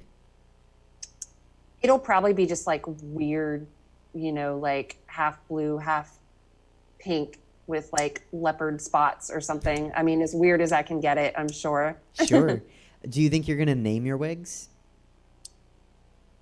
Now that you mention it, yeah, absolutely. Each one should kind of even have its own like personality. Yeah. Yeah, that's something a lot of queens say, that it has a personality or a character. But Yeah. I haven't had a queen yet that named them. But that's not a bad thing if you do, because they come with names when you buy them. They're all named. So Yeah, come to think of it, I had one of my best friends had a wig that she would only wear every now and then. She wasn't in drag or anything, but she named it Persephone. That was just her wig's name, and it sat on her dresser on this little head. And yeah, that's really funny. Her name was Stephanie, and she named her wig Persephone. When you put on a bra, do you clasp it in the front and spin it around, or do you Oh, do God, no. the inhuman thing and clasp it in the back? Definitely in the back. Wow. Yeah. How do your arms do that? Emma I mean, Haney they is just kind of have always done that. Okay. I find it harder to do it the other way because I got rolls, I got sweat, and I don't want to have to like work through all of that. I just want to put it on how it goes on and boom, be done. You are blowing Emma Haney's mind over here. How does she do it? Emma, how do you do it? Really? Is she mic'd right now? Sorry. I hear her. Sorry. I hear her. Okay, here we go. I'm good at projecting. I when I wear clasped like underwire bras, I clasp it in the front and then I spin it and put it on. Same. Wow. I've got big is that like boobies, am I though. I don't know. am I in a minority here? Do most I feel like people you just put on have a bras too? skill set that not a lot of women have. It's just how I learned it. Yeah. So I can actually answer because we've done 22, 23 shows, and I ask every woman or drag queen. To my knowledge, Chelsea puts it on the way you do, but interestingly, she used the same argument Emma just did, but But she has in big the opposite way, boobs. big boobs, so she has to put it on that way. She can't spin it. I mean, I can, if need be, Mhm. I can put it on that way. But I also mostly I wear sports bras now or like binders, so it's like I don't have to worry about clasping anything. So Yeah. we did have Punky Johnson who wears a gay vest, yeah, is what she called yeah, it. yeah, that's what they are. But yeah, I mean, I would say, Lisa, you're in a minority, which is not That's a bad crazy. thing there. No, that's good. That's how it's done in the movies and on TV. Women with these like bendable Gumby arms just like clasp it in the back, and like for my life I couldn't do that. Like you could be like, Suzette, I will give you $1 million, or I'll let you like headline Showtime at the Apollo, and I'd be like, blah. Like, Yeah. I would end up like I'd be hanging from a street sign. You'd be like, how did that happen? I'd be like, I don't know. I don't have the range to like do it in back. We need to like do with my shoulders. I don't shoulder know what it stretches. is. Yeah, I guess. After this episode, Emma Haney and I are gonna We'll stretch do each some other's shoulders. Yeah, we're gonna look Yeah, up I shoulder can't. stretches. Okay. I'm doing a terrible job enforcing rapid Okay. fire. Okay. How high is too high for high heels? Oh, like any amount of height is too high. Really? So I can deal with a platform of really any height, but if you change it to a heel, no. It just looks and feels very dangerous to me. No. so you would not want to share my 6-inch stilettos? Oh God, no. Okay. All right. It's also painful. How the hell do you do that? I mean, even when I was young and I was a teenager, early 20s, I tried. I wanted to look cool. I wanted to go to the clubs and look all hot with my high heel stilettos. I was dying. How do you do it? Even though I'm old, I look 24, and so I pretend to be 24, and I just go with that, and it's really cute, and then I cry all night. Right. When you get home and Yeah. you take them off, you just sit there and like rub them and cry. No, you know what it is? It's the first like 10 minutes after wearing them for like 4 hours. when I put on like my sneakers and my feet are like, what the fuck is happening? And I'm Yeah. like, I don't know. You should be used to this. Why are you not used to this? And they're like, we don't know. So yeah, that's how I do it, but it's cute. And I do it because beauty is pain. You are talented. This is the best show ever. I'm funny. I'm talented. I'm getting sushi. You're getting a lot of compliments tonight. I know. I'm I here love it. for all of it. It's I great. love it. Like, I'm just the happiest girl. Okay. Okay. So this is a question, Lisa, for performers. But you are in that world, so I'm going to try to adapt it for you. What's your favorite regular show that you've seen? Like Or in the drag world, or just any drag. It can be music. It can be comedy. Just a recurring show. like live though, right? Yes. Gosh, I'm not being very rapid. I am absolutely drawing a blank on that. Okay. Well, we can come back. Because I can't think of any, and I've probably been involved in like or worked in a venue that has had hundreds of them over my life. Well, I mean that's part of your past, and so your mind isn't there right now. Yeah. It's weird. My memory is starting to go. By the way, it's crazy. Oh. Yeah. Ginkgoba? I don't know. I mean, I'm sure it's fine, but. Did you say, do I think it's Corona? No, I said you can take Ginkgoba. I don't know. I hear that's good for memory. Oh, okay. Or do Sudoku, I think they say, is like any sort of brain teasers. I don't know. I'm not a doctor. I just look like one. What's your favorite venue that you've been in or seen shows in or worked in? I'll give you two answers, music and comedy. Okay. For music, 100% the club I ran through my 20s, Tremont Music Hall. It's unfortunately been bulldozed to the ground, and there are now condos standing where it once did. But just because I kind of cut my teeth there, and it was the first club I ever went to when I was 14 and then ended up running it, and just a special, amazing place. I love it so much. I got a tattoo on my thigh of the trash can that we had to empty last thing at the end of every night. Just the greatest place, greatest memories. Comedy, my favorite is the Comedy Store. I absolutely adore that room. It's so intimate, and you get to see, like some of the world's best comics there in this tiny little space, but it's also just so simple and grungy, and it's all red and black, and it's just, it's sexy to me. I love it. I love that room. I've been there to watch some comics, but I've never been on stage. So goals. Goals for sure. What's the funniest thing? This one is great. This one is also for performers, but I'm sure you're going to have a fantastic answer. What is the funniest thing an audience member has ever said to you after a show? Oh God. Again with the memory. Okay, hold on. I've got to have something for this. What the funniest thing an audience member has said to me after a show? There was a fire battalion chief, fire department battalion chief at a country show at Ace of Spades, who came up, and he was just being a real drunk idiot throughout the whole show, and we eventually had to eject him. And when I went to eject him, he hugged me and wouldn't let go, as if that was somehow going to make things better, and it definitely made things worse. And so I had the security take him outside, and he said to me, well, you want to see what I can do? So it wasn't what he said, it's what he did. He went and peed on a fire hydrant. This is a battalion chief. He went and peed on a fire hydrant. That was the first thing that dropped into my mind, because my memory is all crazy. That's a good answer. That's a great answer for that question. Yeah, and so he ended up being put in the back of a cop car that night, but it turns out they didn't arrest him. They just said, hey, you shouldn't do that again. So he didn't actually get in any trouble. Oh, well, I don't imagine that other people get that luxury, but hey, nepotism. Yeah. Who's your favorite comic? Like ever? Uh-huh. Or I mean, you can classify that however you want. Dave Chappelle. That's a great answer. Oh, you've unplugged yourself. No? We have no audio from you. Nope. But you said Dave Chappelle. I heard something being plugged in. Now? Yep, there you are. Okay, sorry.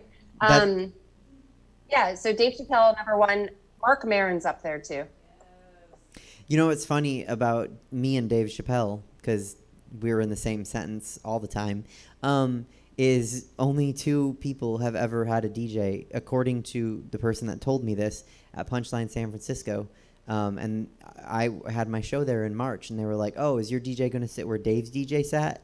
And I was like, Dave who? Because I was like, Mean Dave, David Shapiro, who are they talking about? And they were like, Dave Chappelle. And I was like, yeah, sure, no, that's a thing we do. Like, he has his DJ sit there. We have that in common. And then I have my DJ sit in the same place, and then we text each other about it. Like, haha, our DJs were in the same place. It's crazy. So, yeah, that's a great answer. Also, an acceptable answer would have been Emma Haney. She's up there.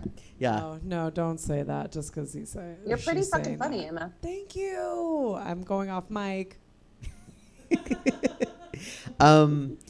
Who's your favorite band, Lisa?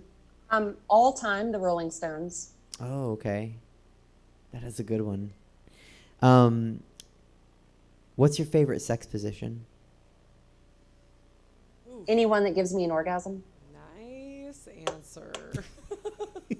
Emma's back on mic. Oh, sorry. I mean, really, like, I think when I was younger, I would have said, like, reverse cowgirl or something like that. But no, anything that gets me off is the best. No arguments.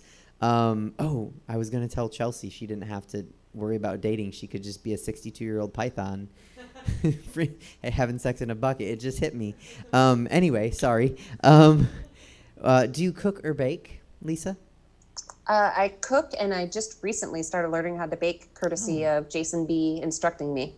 Right on. Which do you like more? I think if I were to bake more, I'd probably fall more in love with that because I like baked goods a lot. But I'm trying not to eat a lot of them, so I cook a lot and I enjoy it.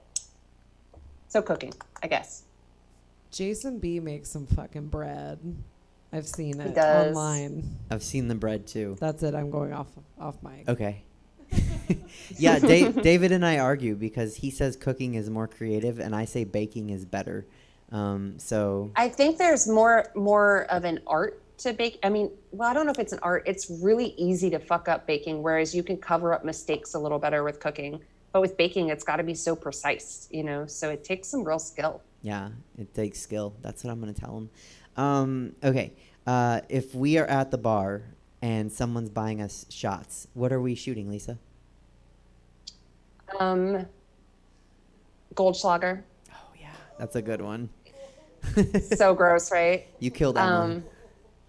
Yeah, I'm in. rightfully so. I know it's disgusting, but since I was a young drinker, that was always my go-to for some crazy reason. It's disgusting. I know it is. No, I'm in. Like, I don't tell people this. I'm going to say it on my show, and so people are going to hear it. But, like, if you want to see a really sloppy Suzette Venetti, Fireball. Like, Yeah. it will, like, I will go from, like, strutting in 6-inch stilettos to, like, just on the floor, like, I love you, in seconds. Like, just a couple fireballs. I will say Fireball and Goldschlager for me are my two sloppies. Like, Yeah. oh, God. Have Okay. you ever had Goldschlager and Jaeger together? Yeah, and one other. There's some kind of shot that has that and I know third the one. shot I you're can't talking remember, about. but yes, I have. Well, there's two shots. There's Goldschlager and Jaeger. That's called an oil slick. And then there's Goldschlager, Jaeger, and I think Midori. And I think that's called like a... Yeah, that one's not good. I think it's called a Bob Marley. That sounds horrible. I don't recommend it. Just Fireball, really, guys. What are you doing? Lisa, if we're at the bar and someone's buying us drinks, what are we drinking? Vodka sodas. Classy, simple. If that is good. What kind of vodka though? That's important. Kettle One. Okay.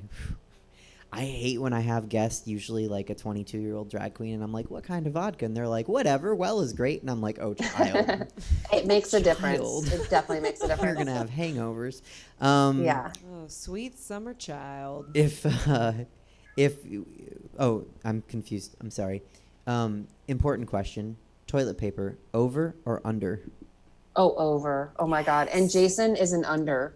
And it drives me insane. How do you live It drives me together? insane. I just always have to change it. He's not so into it that he ever changes it back once I've fixed it, but I always have to fix it. You know what's funny is I've found that all the people I ask that question to, every interview guest, I don't mind so much when people say under as when people say they don't care. I want to come through. I want to go through the like the Zoom and like hit them and be like, what do you mean you don't care? How do you not care which way your toilet paper hangs? How can you be verse? Like, what? Yeah, it matters. It Over really all the does. way, 100% my whole life. Who is your favorite drag queen? You. Oh, thank you. This is. It's true. It's Is true. it? It's you. Mm-hmm. Thank you. You're welcome. I don't even No, know what to say. I like you're very unique. And now I will say, you know, I have never been super involved in the drag world. I'd like to learn more about it. You've introduced me to a lot of different aspects of it that I didn't know much about before, but I really just like your style. You're a little off center, and you know, like I said earlier, you have like this Courtney Love vibe tonight, but you kind of always do, kind of this like really, I don't know, rock and roll trashy, but like classy at the same time. Yeah, I'm the hot mess princess. So And I'm so into that. that, and I get Sarah Jessica Parker all the time. Oh my God. Yeah. With Yeah. with way more lipstick. Yeah. Well, you know, I keep it classy. So I'm gonna say that you probably don't have a favorite drag king, but I don't really know of any, but you recommend a good one to me that I should check out. oh man, there are so many. Nationally, Landon Cider is probably the most famous drag king at the moment. Landon who? Landon Cider, Okay. like I wrote a it down. cider. And then I also am a huge fan of Buster Right Open, What a great name. an amazing king in San Francisco. I Okay. can't wait to do a show with him. And then here in Sacramento, we have a bunch of talented ones. But the current emperor of Sacramento is Ben Flicker. So Are there I assume there's way less drag kings than there are drag queens, correct? yeah, I mean, I don't want to upset anybody, but you know, watching and being like, no, there are tons. But I would say that there are probably more drag queens because it's something that people have been not doing longer, but it's kind of more popular over the course of time. Not Yeah. right that it is, not wrong that it is, and drag kings are certainly making a rise. Yeah, I was so- going to ask, is it getting to be more common to find drag kings in that culture? It is. Landon Cider, the king I mentioned, Landon Cider, he just won Dragula, which is it's a competition. It's not Drag Race with RuPaul, but it's like if you had like Rob Zombie meets Drag Race, then you'd have the Boulet brothers who do Dragula. So Okay. it's fun. It's a good show. You can check it out. And when you're here, I'll definitely have to introduce you some drag kings if Okay. you're up here visiting. Yeah, I'd love that. Check out Buster Right Open because, like I said, like you can Google videos that he's made during the pandemic, and like I giggle. Cool. So okay, Have it on my list. let's see. Oh, do you think I'm pretty? Oh, yeah. Okay. Yeah. Very. That's my last rapid fire question. Except, thank you, by the way. When all of this is over and the quarantine is lifted and the pandemic is gone and we have a normal, new normal, old normal, whatever normal, what's the first thing you can't wait to do? Travel somewhere, anywhere. Probably go back home.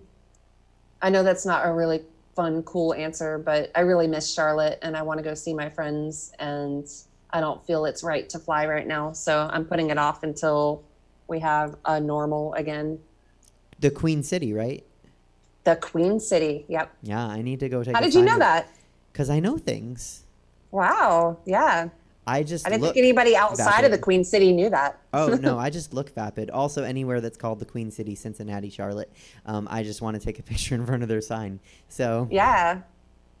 yeah. Thank you, Lisa, so much. And I can't wait to talk more with you about mental health at some point. And Definitely. thank you so much for coming on and reminiscing and telling me things about your career that I didn't know. And I can't wait to see you in person at some point. I miss you, Suzette, and please tell David hi and give him a big hug and kiss for me. I will tell him hi. I do not want to kiss him or hug him. Okay. But thank you so much. I'll talk to you soon. Love you. Thank you. I love you. Bye. Bye. Peers and Queers, that was Lisa Barr, and the information for the charity for Skid Row was beneath her. Rewind a little bit and watch that and contribute to that charity if you would like to, because it means a lot to her, and that means it means a lot to me and to us.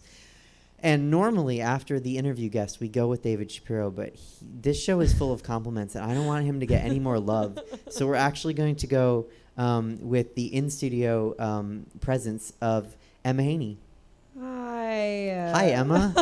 Hi. How are you? I'm good. How are you? I'm all right. Do we have... Okay, Yeah, cool. We're good. I don't have a visual. I mean, I'm looking Oh, you at you. don't? Yeah. Yeah. I mean, we can just look in each other's eyes and it'll be okay. Yeah, okay. People can feel my presence. Trust me. No, I don't know. Okay. So it's such a treat to have you here.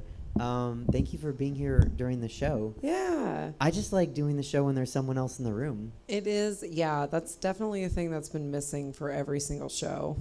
So it's nice. We still just got Lisa's room. We still have Lisa. So what do you host a couple shows here at Stab? I co-host a couple shows here. Yeah, I do Happy Time Arcade on Sunday and Monday with Jesse, and then I do Animal Gossing on Wednesdays with Becky Lynn. Cool. So And, yeah, that's the, it. the Fun Time Arcade, what do you guys usually play? We've been, I don't know, we usually jump around a lot. Jesse's mic is probably not on. He looks very concentrated. I gotta handle all this stuff, guys. I know. But I'm more comfortable when you're here with All me. right, well, I'm here-ish. We do a couple different games, mostly like Animal Crossing. We've been trying to get into like the penny games more and like stream games, which he did that last Monday with Alyssa Cowan a lot. And then we did Dream Daddy. Dream Daddy was like the big one that we started with Happy Time Arcade, which I don't know if you watched it. I did. But it was ridiculous. Yeah. Dream Daddy. We're going to bring that back. We're going to bring it back. I wish there was a day of the week that started with D. So you could, I guess Dream Daddy Day? I know. That's the thing, because it's like we're going to do Zelda on Mondays. The first Monday. We should make like a Dream Daddy Day, because we have so many dates to get through. We really do. It's true. Yeah. But Jesse gets tired doing all the voices. He does all Well. the different voices. I don't do any. So. Well, I mean, Alyssa just stole all of that thunder She did. last week. She did. With our Zelda stream. Got all she these did. clips of Alyssa. I mean, they were ridiculous, and I love them a lot. Yeah. But yeah, she just showed up and did some voices for some weird characters, and it was a lot of fun. Yeah. So that's Monday and Sunday. Sunday and Monday. Sunday and Monday. Mhm. And then Wednesday. Wednesday, me and Becky Lynn do Animal Gossing, which is an Animal Crossing talk show where we just talk shit about the different residents on our islands, which are fake. They're not real. Right. But we talk shit about them, and it's fun. But you do host a comedy show in Animal Crossing that's very real. I hosted this week. Okay, I don't you know hosted if this could- week. It's Aubrey. I don't know how to say your last name, and I feel terrible because I have a Hispanic last name, but I don't know how to pronounce it. Well, because you don't want to pronounce it incorrectly. I don't want to do it wrong, so I don't Right. want to say it at all, right? Right. That's the thing. Aubrey. Yeah, Aubrey produces most of it. Jesse and I help out. Jesse's doing mostly the improv. The 26th is the next show we have, and that's going to be a mostly improv-based show. But yeah, Haha Horizons, which is the next, that's our Animal Crossing like stand-up improv show that we have. So, What was it like to host a digital Animal Crossing comedy show? it's different.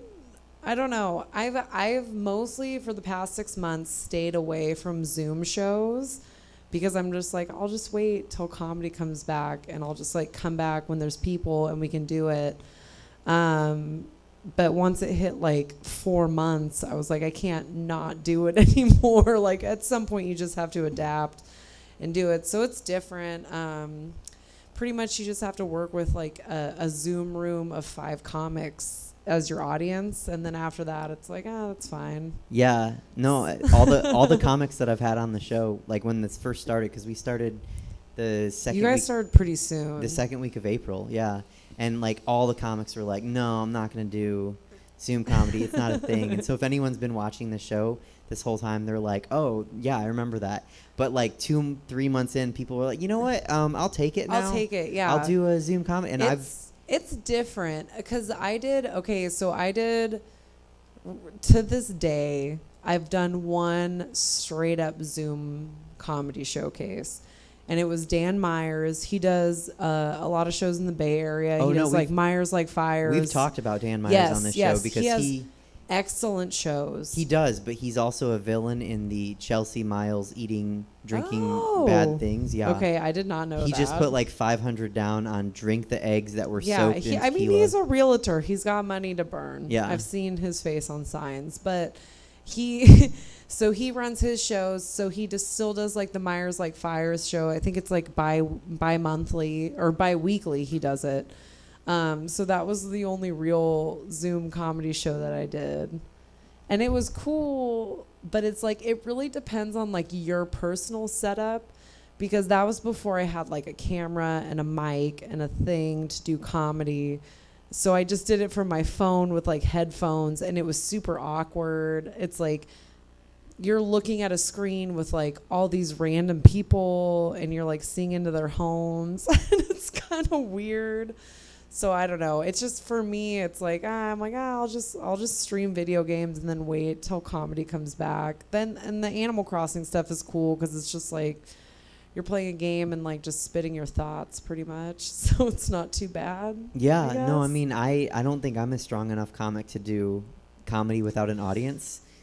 Which is, I mean, and then ironically, now I tell a monologue every week, which I feel has made me better. But you did, yeah, you do it good. I was here for yours, and Thanks. I watch this show every week. Oh, so thank it's you. Like, yeah, I didn't know that. This is the only difference, is that I'm here instead of at home. This is amazing. Yeah. Next time you're here, you should just co-host, or just be the interview guest. No, we've had co-hosts before. Oh, really? Yeah. Okay. Apple Adams sat in and co-hosted. Yeah. I like those ones. Yeah, those are kind of my fan. favorites. Yeah. Anytime anyone's like in studio, I've had my writers in here before.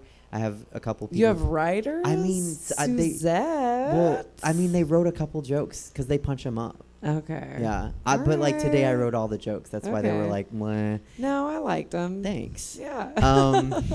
But no, they came and hung out one time, and it's like you know you miss an audience, but you don't know. Like, okay, here's a story I've been telling people. One night I wrote the whole, like, because I think my writers, they're my friends. They've just written like probably like 2 or 3 weeks that they'll punch up the jokes, but the rest have been me. And there was one week where I wrote just a ton of jokes. Like I just wrote, and I felt good about so many of them. And I'm telling them like to the webcam, and then I see in the chat on Facebook like Clifton and Chelsea were like, ha ha ha ha, that's so funny. This is insanely funny. Yeah. And like I got this boost.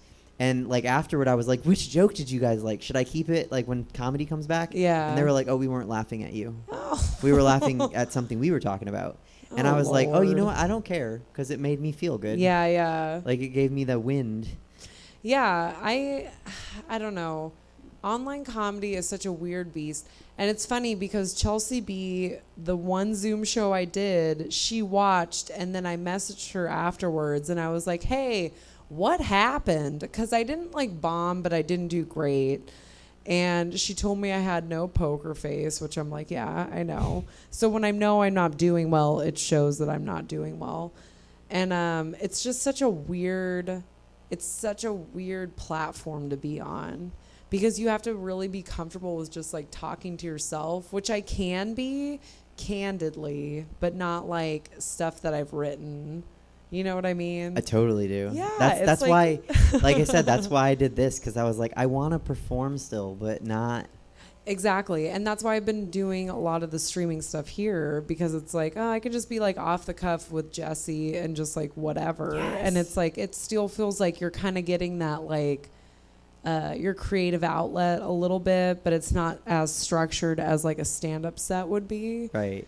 Well, it's really So funny it's- because yeah. like it's a little bit like open micing, which is something that since I've started comedy, like you'll show up, but like you don't open mic a lot. Me. Oh yeah, no. Yeah. When Like, shit you'll make an opens back appearance. up, I will. Oh yeah, For sure. Because you miss Oh, it. because it's been like 6 months, and Yeah. it's like I've written so much shit in the past, and even with like with Haha Horizons, it's like I did kind of a new set last night, but I could have like worked on it more. But it's like I've written, because I'm used to like Fresh Five, the show I did at Comedy Spot, where I have to write a new 5 minutes every month.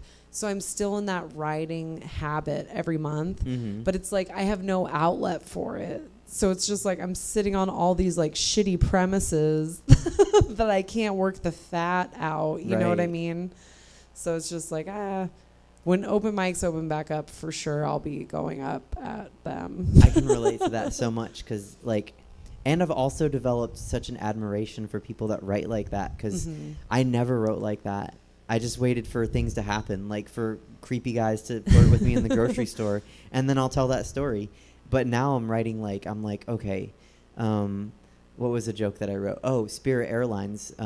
So two guys got kicked off of I think it was a Delta flight for not wearing masks. And I was like, yeah, but when they got kicked off, like officials from Spirit Airlines were there, and they were like, not only do you not have to wear a mask, you can be the pilot. And I was like, that's actually kind of a funny joke. Yeah. But like, I never would have done that without this. Yeah. So I think it's good you're already in the habit. Yeah, the one thing this pandemic has taught me is just degaff. I don't care anymore at all. Okay, I had to like recalibrate because a gaff in drag means a completely different thing. What does it mean? Tell It's me. a gaff is it's an underwear that holds the penis back Okay. and like gives a flat lady Like front. a tucker. Yeah, yeah. Like a tucker. That'd be a good way to say it. So Okay. when you were like degaff, I was like, who's degaffing? Okay, so I have a question for you, Mm-hmm. and this might seem kind of random, because a lot of this like pandemic, we're all alone with ourselves, which is like a thing that we realize. I came out kind of later in life, early 30s, late 20s, and I'm starting to discover like other parts of myself. So you were talking about like the drag king thing. Mm-hmm.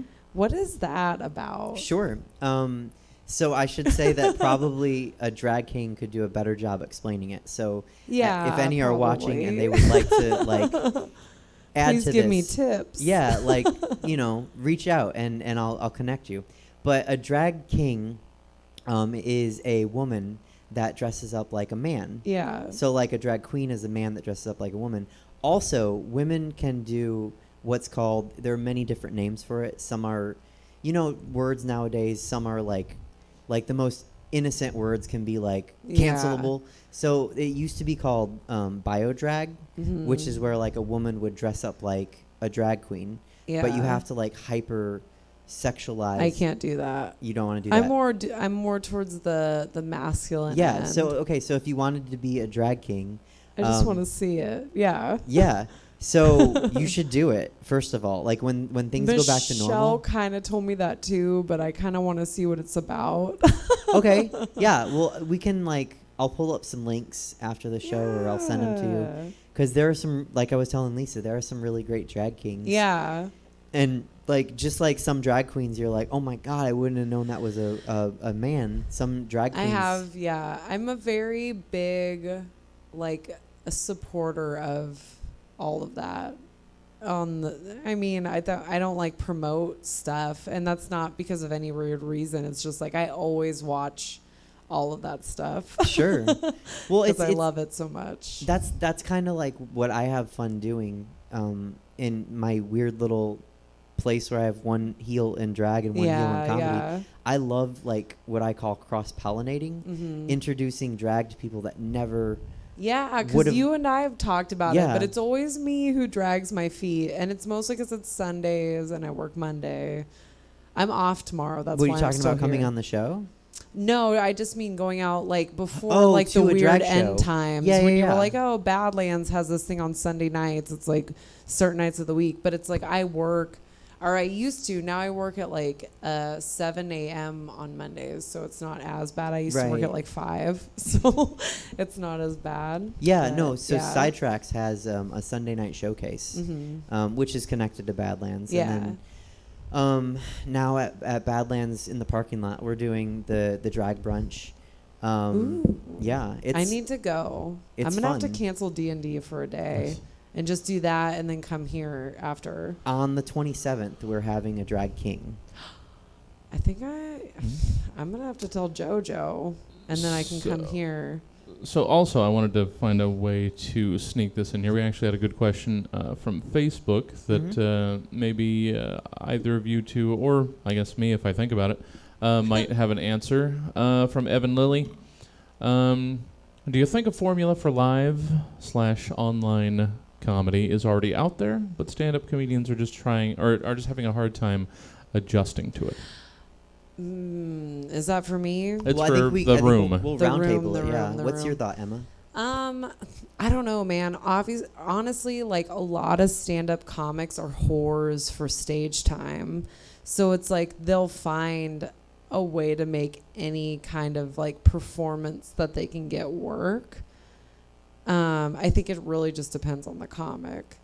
Like me, this year is my 10th year doing stand-up. I started in 2010. So it's like, I had so much shit planned for this year. It's ridiculous. Like I had a bunch of shit in LA. I had Amazon shit lined up, everything. And then once this happened, it's like everything got canceled, which sucked. And then I was kind of just like, whatever. Like I'll just wait till it comes back because the Zoom stand-up, it's not the same energy. And it's weird. So, and I know a few other comics that are like that in the same kind of boat as that. So it's just like, people just want to work off a certain energy, but a lot of people are just willing to take what they can get. Well, So- and I mean, coming from more of the improv side,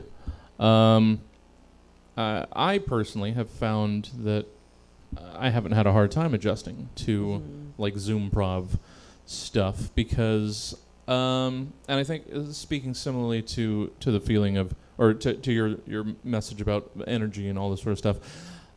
Yeah, it's nice to have a live audience to get the reaction from, but at the same time, I feel like if you're, and this is just my feeling, I could be completely wrong, other people can feel differently, that's fine, but I feel like if, in my case, I'm confident enough that what I'm doing is good, I don't need the reaction in front of me, I know that it's going over at home.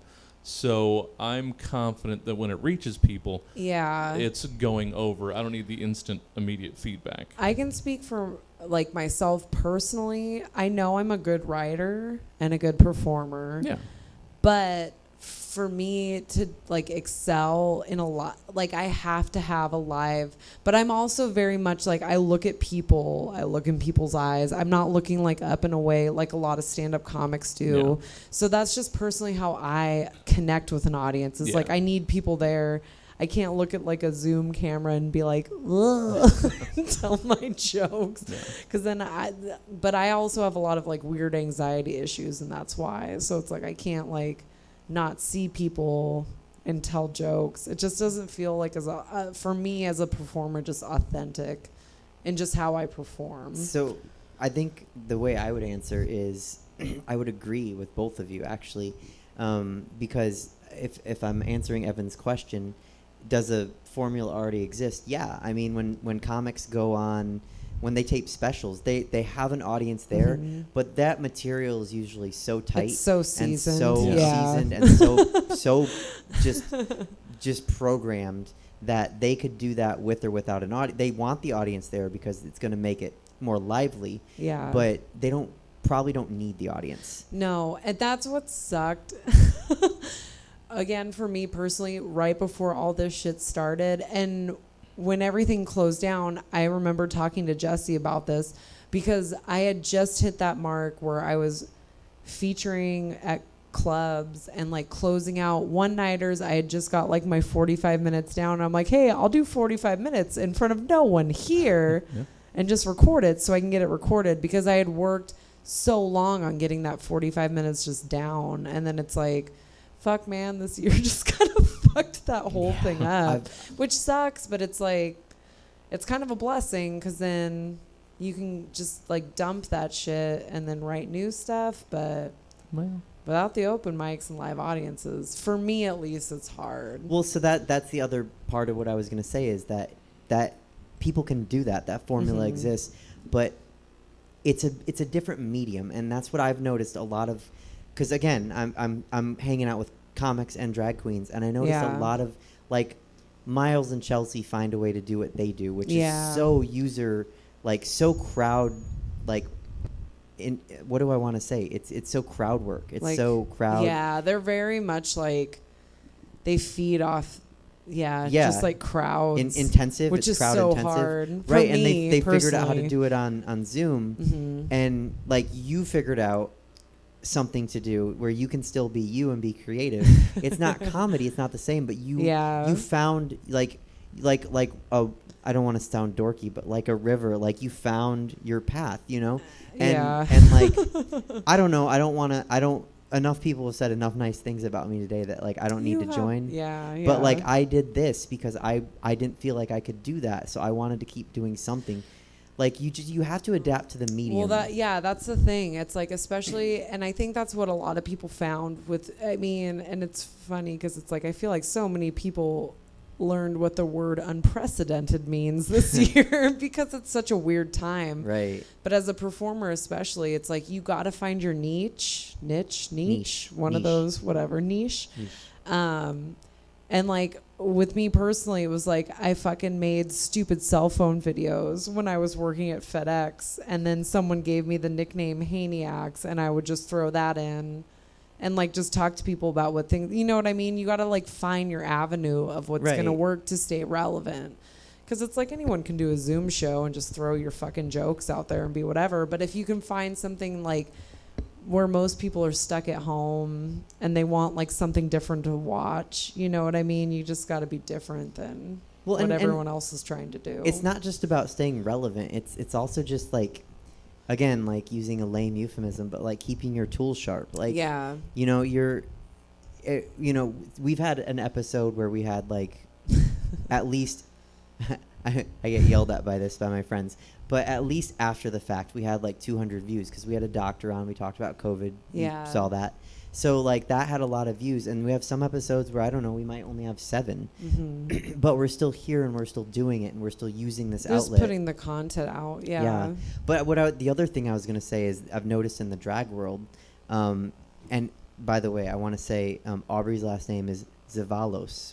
Thank you. Yeah, I messaged She her. knows because I've said that to her before, but it's like I don't want to fuck it up and be That's that how bitch. I would have said, you know but then, what I mean? well, I would have said it because like I just go bold and I'm usually it's like right. my legal last name is Castellanos, but no one can say it ever. Castellanos. Like, Castellanos. Just when they look at how it's spelled, because there's 2 L's and they're like Castellanos. I'm like, no, that's not how you do it. You know, I hate. This is a joke I don't get to tell. I hate Vallejo because I'm like, you can't be Vallejo. Like you can't be half correctly pronounced in Spanish and like half not. Half not. Like yeah. either be Vallejo or Valley Joe. But like, what's this Vallejo? Vallejo. Like, yeah. get out of here. No, but like, so in the drag world, all the shows, obviously, like comedy went live, like they went on streaming. And at first, queens were like just performing live in front of a camera. And some were better than others. Yeah. And then people were like, oh, I can make a video and submit it. And still, some are just people performing, in a stationary place, and it's the right queen. It's amazing still, right? Yeah. But just like I can't do live comedy like on Zoom. I couldn't perform sitting in a chair in a live. So It's different. we've been making full on music videos, Mhm. like with cuts and like scenes and sets and effects and costume changes. Yeah. And that's, to me, that's a good use of the medium of acknowledging, or if I was going to do a live performance in drag, in my kitchen, instead of dancing like I was in a club, I would just pull out some bread and peanut butter and jelly and make a sandwich while I was lip syncing. Yeah. Because that'd be kind of fascinating. And to me. it's more it connects more. Right. It acknowledges Yeah. it's not pretending that we're in a world we're not. Yeah. It's no, we're Yeah. in COVID. That's why I'm making a peanut butter and jelly And sandwich. just singing in my kitchen. Yeah. Yeah. And I'm singing Gaga and I'm making a fucking peanut butter and jelly sandwich. Yeah. Deal with it. I know. Well, there was, and I think I haven't watched a lot now, so I don't know if this still carries over. I know people with improv have been trying different things, like with camera setups and backgrounds and incorporating stuff.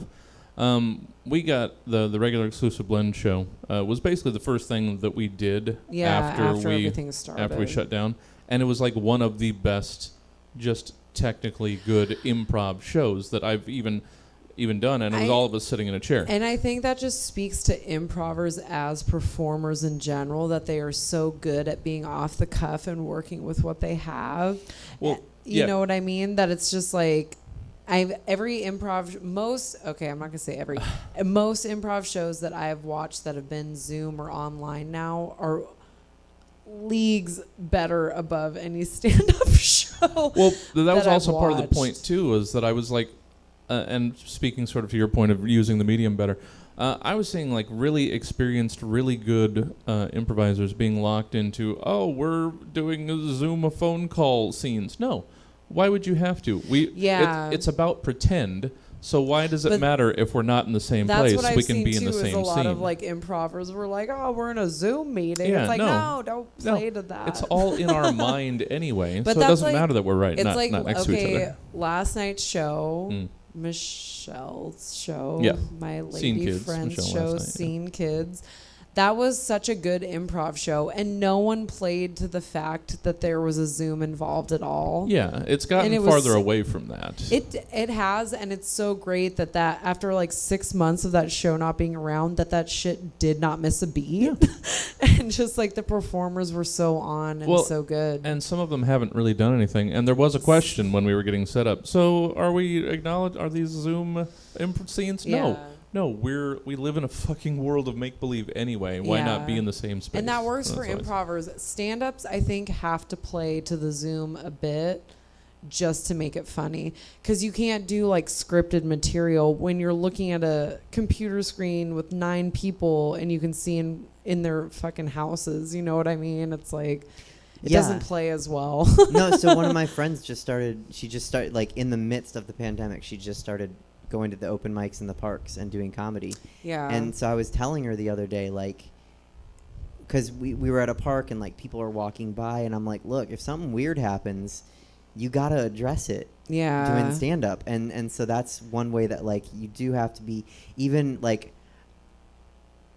I'm gonna sound like such an awful person No, here. I just don't do it. You're necessarily fine. like comics Caricatures? comics that are characters. Yeah. I'm not about that life. Yeah. Moving on. So, but yeah, but even then, even if you're a fantasy character telling jokes, you still have to acknowledge the You have world to you're stay in. in the now Yeah. a little bit to make it relatable a little bit. Yeah. I don't know. Well, because it's this is the way I told her. If you're doing a show at a venue and you're booked and there's a mural behind you and it has a big red dog and nobody talks about it all night. The audience is seeing it all Seeing night. it the whole At night, some point, yeah. somebody has to go up and be like, hey, I'm doing jokes in front of fucking Clifford. Because everyone's looking. So, the minute you address it, then people are free to focus on you. Yeah. But that's something people don't learn for a while. Oh, shit, I know a thing. Yeah, that's a thing. I mean, I can say that I didn't learn for a while. And I started in stand-up in like the shittiest rooms. Like they didn't have all this shit on the grid down here like they do now when I started. You know what I mean? So you're in like in Folsom or Roseville or like down off Fulton in like shitty ass dive bars, and that's where open mics were. I got lucky. Yeah, you did. You Yeah. did. I actually love, like, I ask all my comics, like, what's your favorite venue? And a lot of them are from out of town, so they haven't had a chance to perform here. Oh, really? But I love the open mic here at Stab. Stab's open mic is good. It's yeah. Luna's has always been my historic favorite. Luna's is good, but it's never fun. It's never fun to not know when you're going up and to have to Right. sit there all night. Especially like personally, it's like I used to work at like 5:30 in the morning, and it's like I'm not gonna come here at 7:30, sign up, and not go up till 10. Like that's or like crazy. the rare time that like you're just skipped, which I mean Jamie and Mike do a great job running it, but like Yeah. accidents happen. Yeah. So like if you sit there all night and then you don't get to go up, that sucks. That sucks. Yeah. And I mean, I haven't been to Touch a Class, but like David likes Touch it. a Class is cool. That's probably the best open mic. I have eaten ass there so hard. Everybody has. Yes, but I made it a goal to do well there. So I bombed ass the first time I went up. I ate shit the second time I went up. The third time I went up, I fucking killed, and then I never went back there to perform again. That's how a lot of comics treat it. Yeah, like it's a like mountain. once you Like, I conquer that climbed it. room, that's it. I don't have. I mean, I've gone there to watch since then, but I Mhm. won't. I haven't performed there. But like those three, I would say those three to me are the most useful mics from what Which I've ones? seen. Luna's, Touch. Here. Touch. No, yeah, Touch and here at Stab.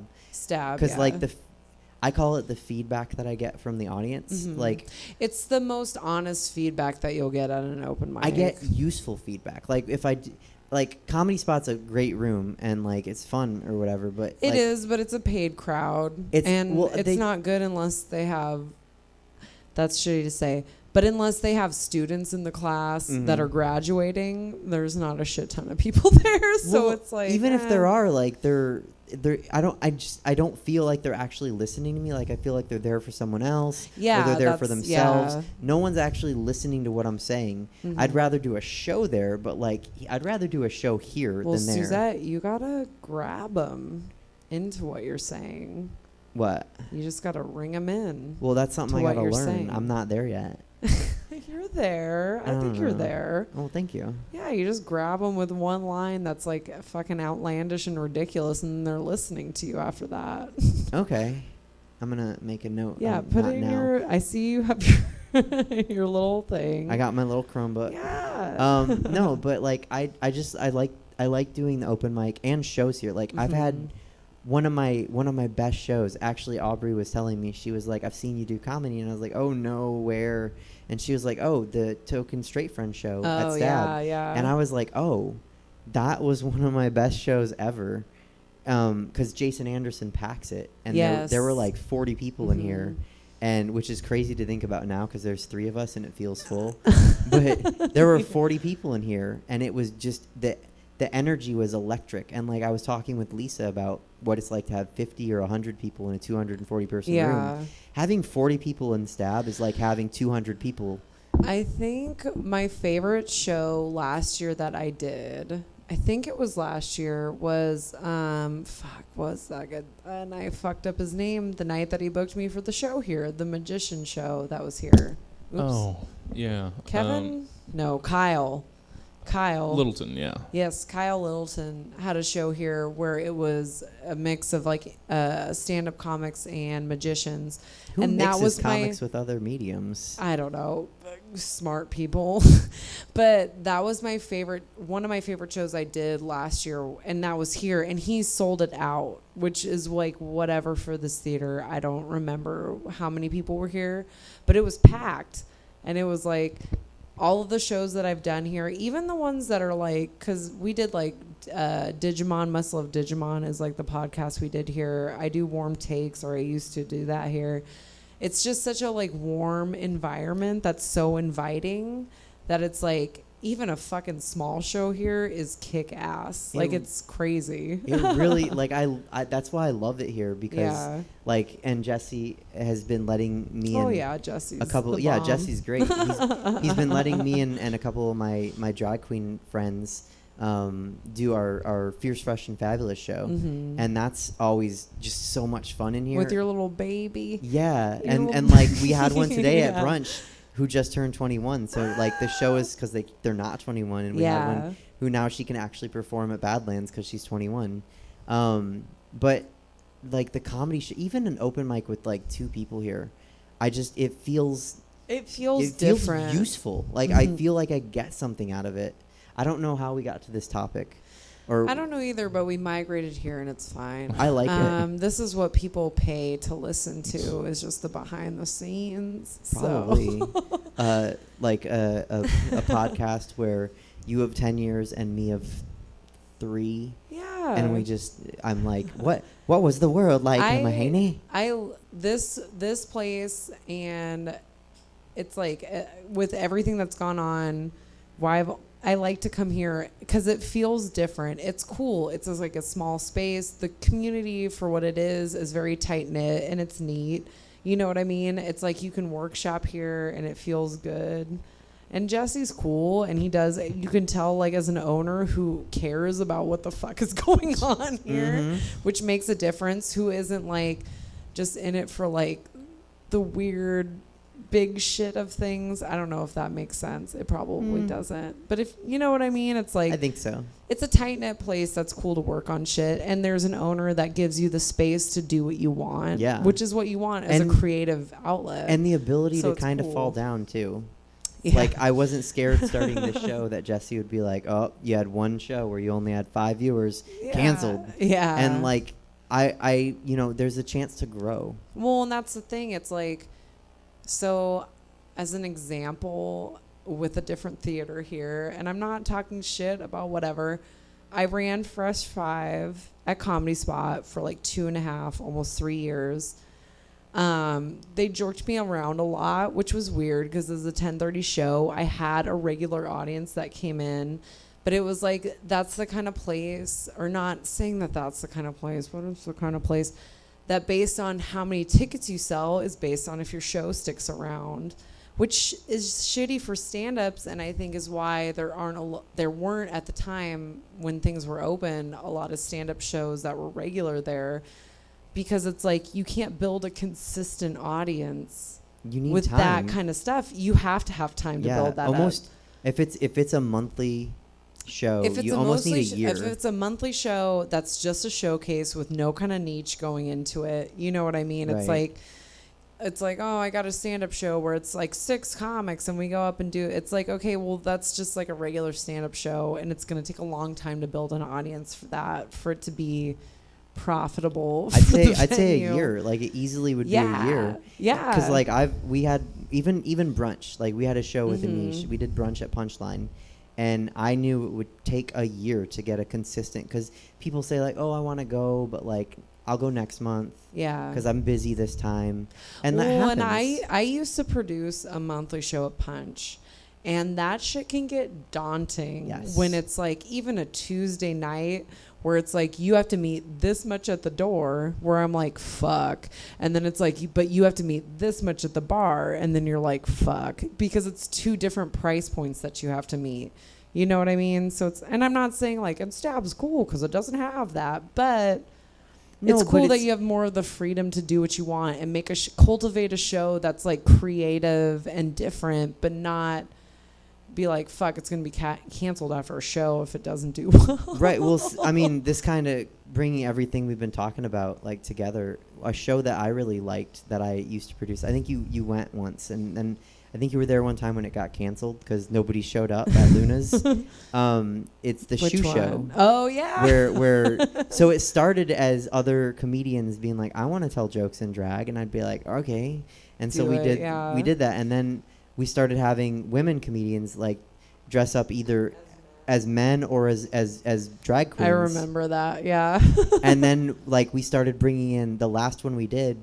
We had a couple of drag queens try comedy because like you don't get the chance as a drag queen to try comedy. Yeah. And so it was so cool for them to actually try it. And it's such a, like, what's the word I want to use?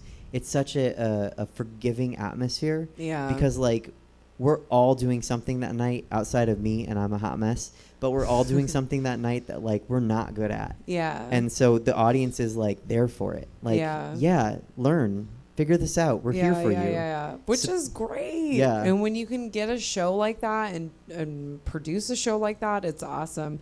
And from the performer's standpoint, it's great. Because I've been on shows like that are like tester stand-up comedy shows with like something that's different, or you know what I mean? Mm-hmm. Where you can just do something that's like loose and like not in the norm of how things normally work. Right. And it's cool. Well, yeah, and I gave the camera a wink when I said, who mixes stand-up comedy with something? Because obviously I do. Yeah. I have a show with drag queens and comedians in non-COVID times where, like, they perform, like, interspersed. I and did you've- one show You've of done those. that show. Yeah. And it was fun. You were great. It's great. I love all that shit. I'm so for it. Right And on. mostly like being through this like weird pandemic of a time when I go back, because I work a full-time job, Mhm. like, and I have for like fucking 15 whatever years. I work at FedEx. So it's like taking those 6 months off and seeing how much money I've saved when I've done stand-up probably 2 years after when I started at FedEx, you know, so I've been at FedEx 12 years, I've done stand-up 10 years, but just to see in 6 months how much money I saved, when I get back into it, it's like, I'm going to do open mics and do all my shit. I'm only picking shows that I really believe in and that have like a good message and a good, you know what I mean? It's like, I'm just going to be better about picking my shit. Yeah. Well, I mean, and that's interesting because, like, you mentioned comics earlier who just want the time. Yeah. And, but I'm so past that I mean, for myself. But it's important to note that, like, you can be past it, you know? Yeah. Well, once you find your voice and what you're trying to do, or not what you're trying to do, but how you say it, like, it's easy for me to say as a person that's been doing it almost a decade, and like, I can think of a premise, write a joke, know in the cadence that I'm going to say it, and not say it at an open mic. I could test it at a real show. You know what I mean? Yeah, you can open mic at a show. Yeah, there's that, and that's just me personally. It's like, well, but I'm thinking more like, so I don't. this is not me complaining. Like, I am very lucky. Though. It is. No, it's not. But like, I don't get booked in a lot of shows that aren't mine. Yeah. So if anyone slides me a show, I'm like, yeah, okay, cool. Where, when? Well, didn't you do warm takes here? Mm-mm. You haven't done warm takes? Okay, Oh no, I you can did. do I warm did once. take. I did Yeah. once because I was here. Yeah. And yeah. So okay, so I did that. My bad. I'm just throwing myself in there to not seem shitty. It's fine. No one. But that's the thing. Like, I produce a lot, and producing is hard. Like, It's people hard. think it's so easy. Like, Mhm. that could be a whole nother like 2 hours where you and I talk about like how hard it is because it's so hard. Well, It's- we mentioned that in our Happy Time Arcade thing today as we were talking about, because I want to do a show that's like a workshop show with jokes, or a workshop show. So I have two other comics and we come to the table with like whatever, like 4 or 5 premises that we have.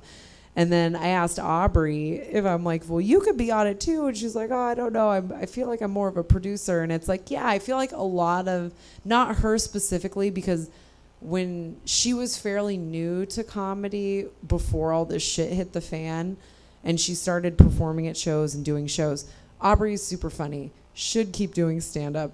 I think she's really, like, her joke writing is really good. Her performance, her stage presence is really good.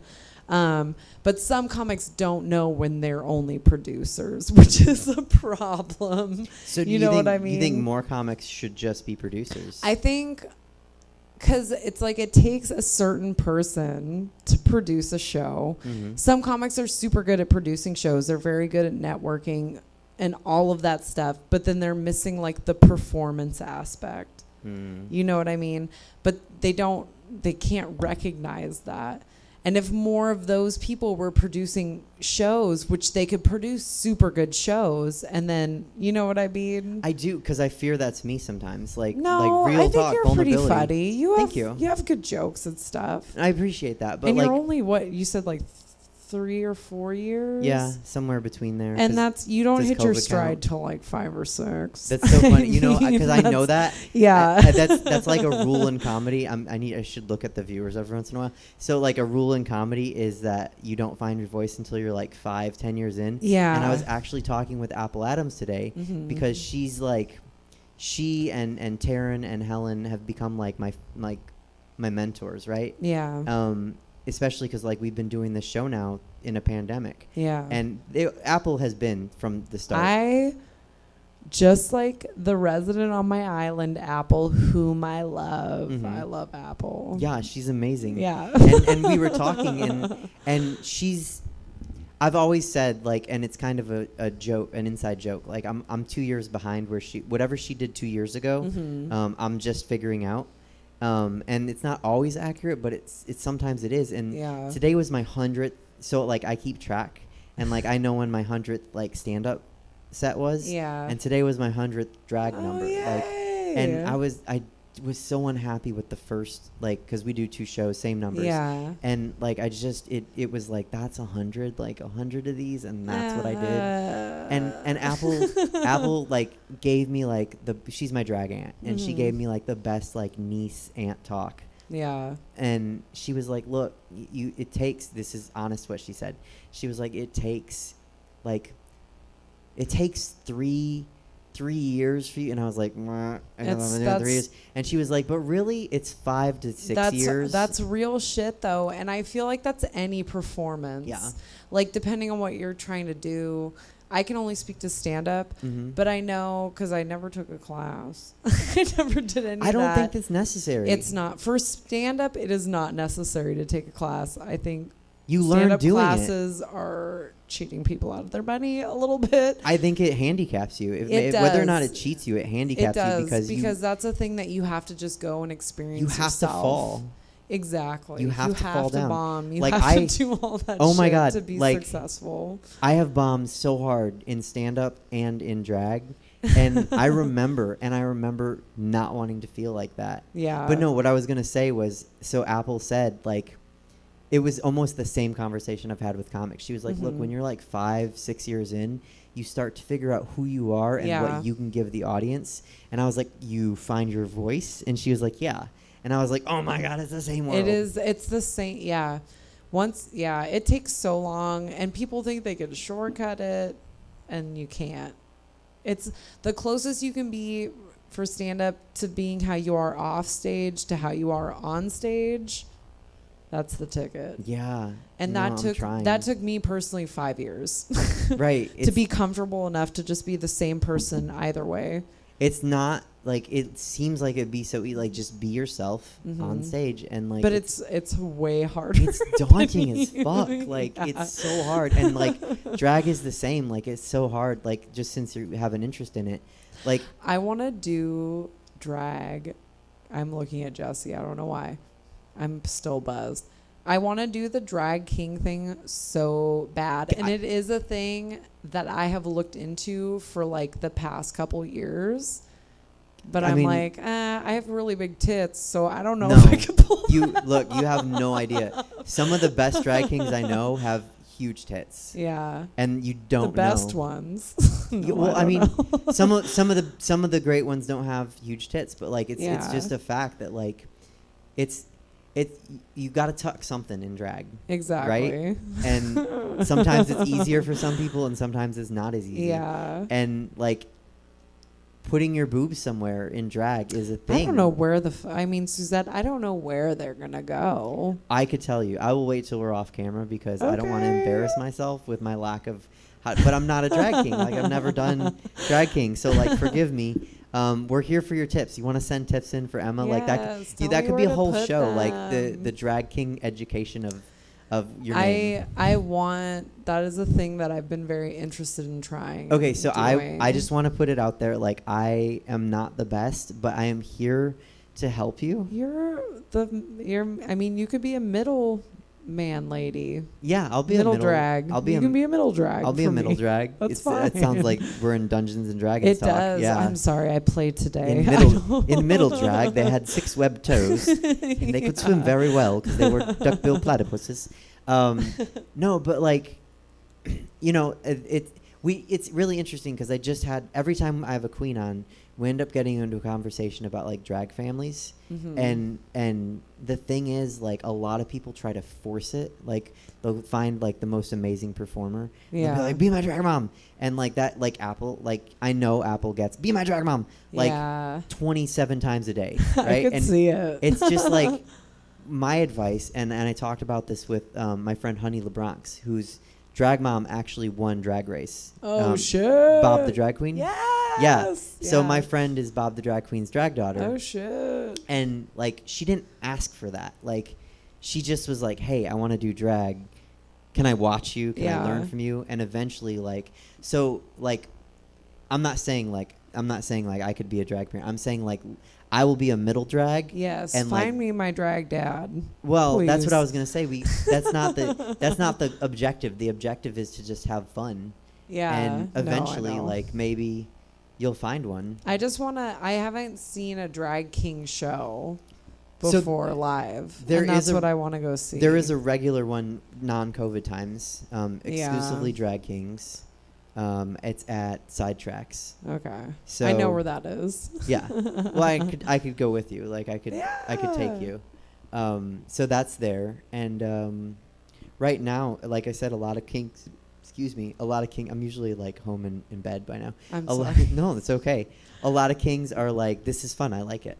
A lot of kings are doing digital stuff, and so you could watch that. I don't know how it'd feel. Like if I was a new performer, I don't know if that would be too helpful. daunting. Yeah. I feel like it would be helpful just to see. I mean, I could see. Yeah. Well, I mean, we'll have to look into it, but Yeah. there's so much that like there's so much I could tell you, and then there's so much more that I don't even know. Yeah. So I will definitely I would like to like, can I be your sponsor? Yeah. Okay, cool. I'm not doing shit except for anything that I do here. So All right, good. cool. Yeah. Do we have any other questions? No, it's just Peach and Aubrey being all about supporting Emma's king goals. So they're all about it. Do you know what name you'd want? What name I would want? Yeah. No. You don't have to. I don't know. A lot of drag performers change their name like Yeah, I know that. 3 or 4 times. I just don't have a name I would pick. Okay, so here's a question. Do you know like what your aesthetic would be, or what like would you be like a goofy king? Would you be like a sexy king? No, would it'd be sexy for sure. Sexy? I don't know. I can't look at anybody in this room and talk about what I would want to be. Because it's I'm also pretty putting much you on the just- spot on camera. No, like, and it's fine. I don't give a fuck about that.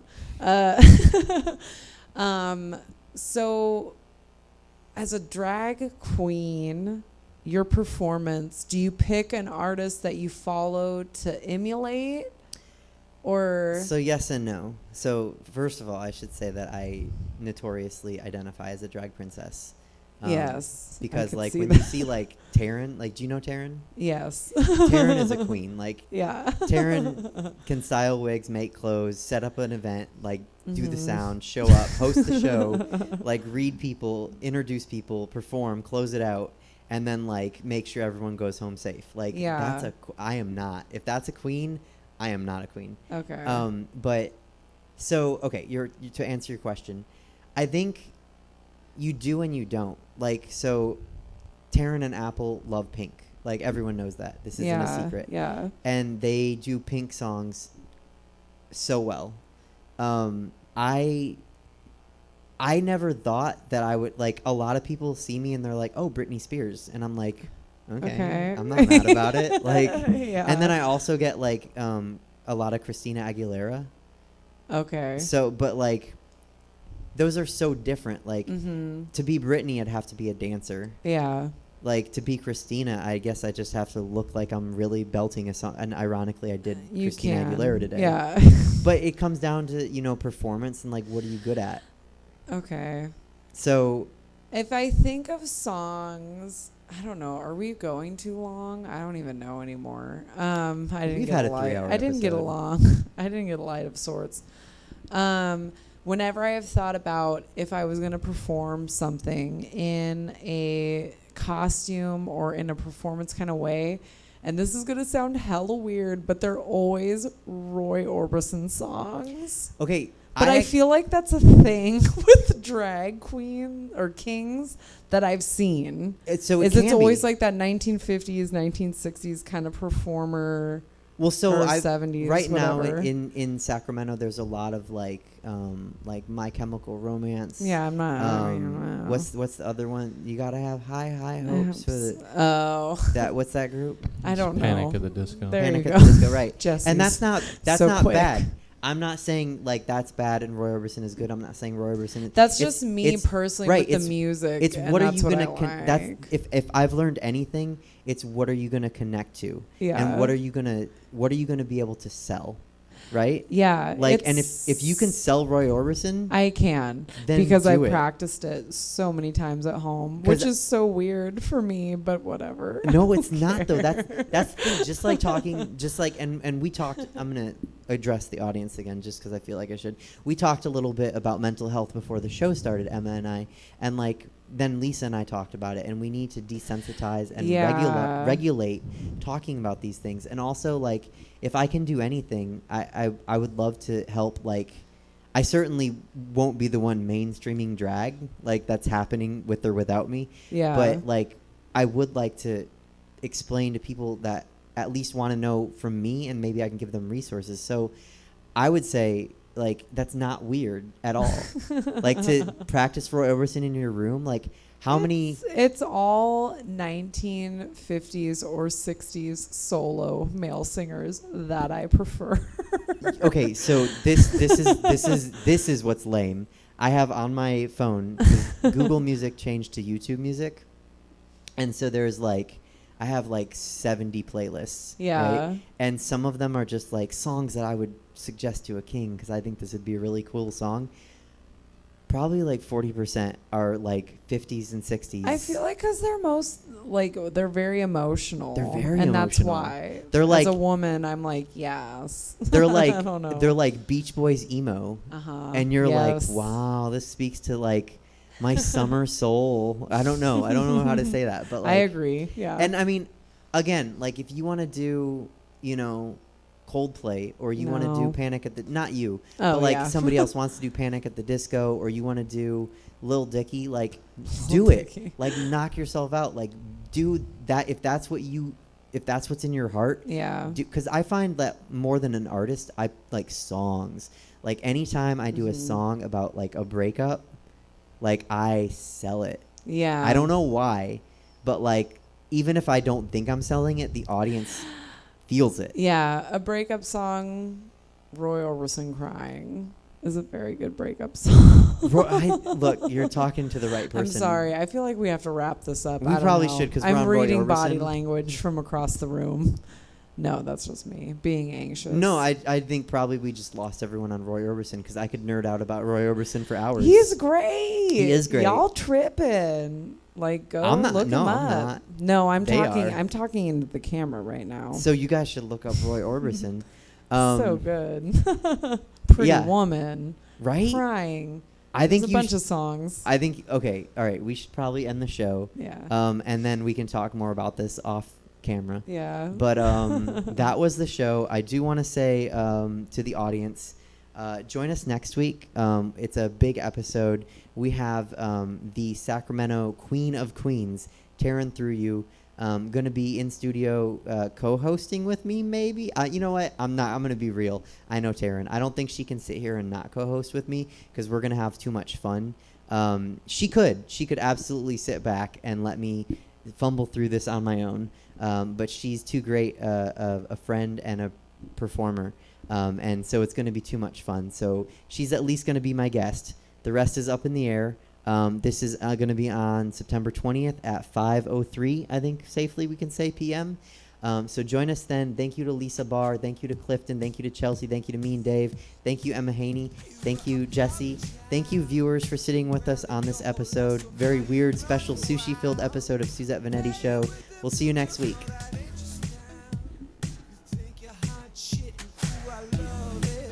I love it. Yeah, yeah.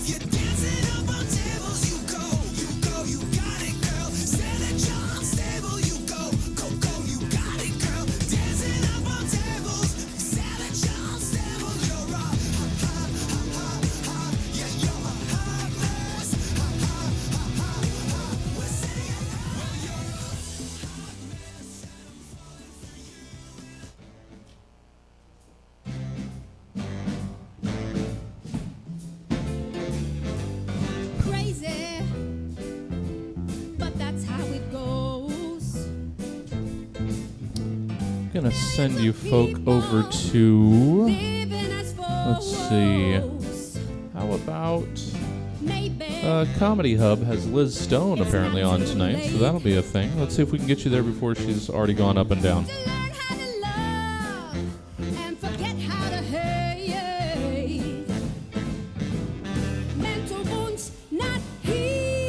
Oh, she's up right now.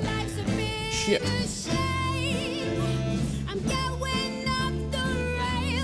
Let's get you guys over there. Try and catch the, I don't know how much of it is left. Right now, go.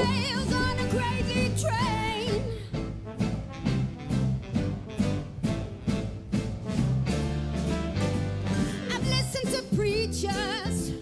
I've listened to fools. I watched all the dropouts who make their own rules. One person conditioned to rule and control. Hey, and the media sells it. Oh, and you play the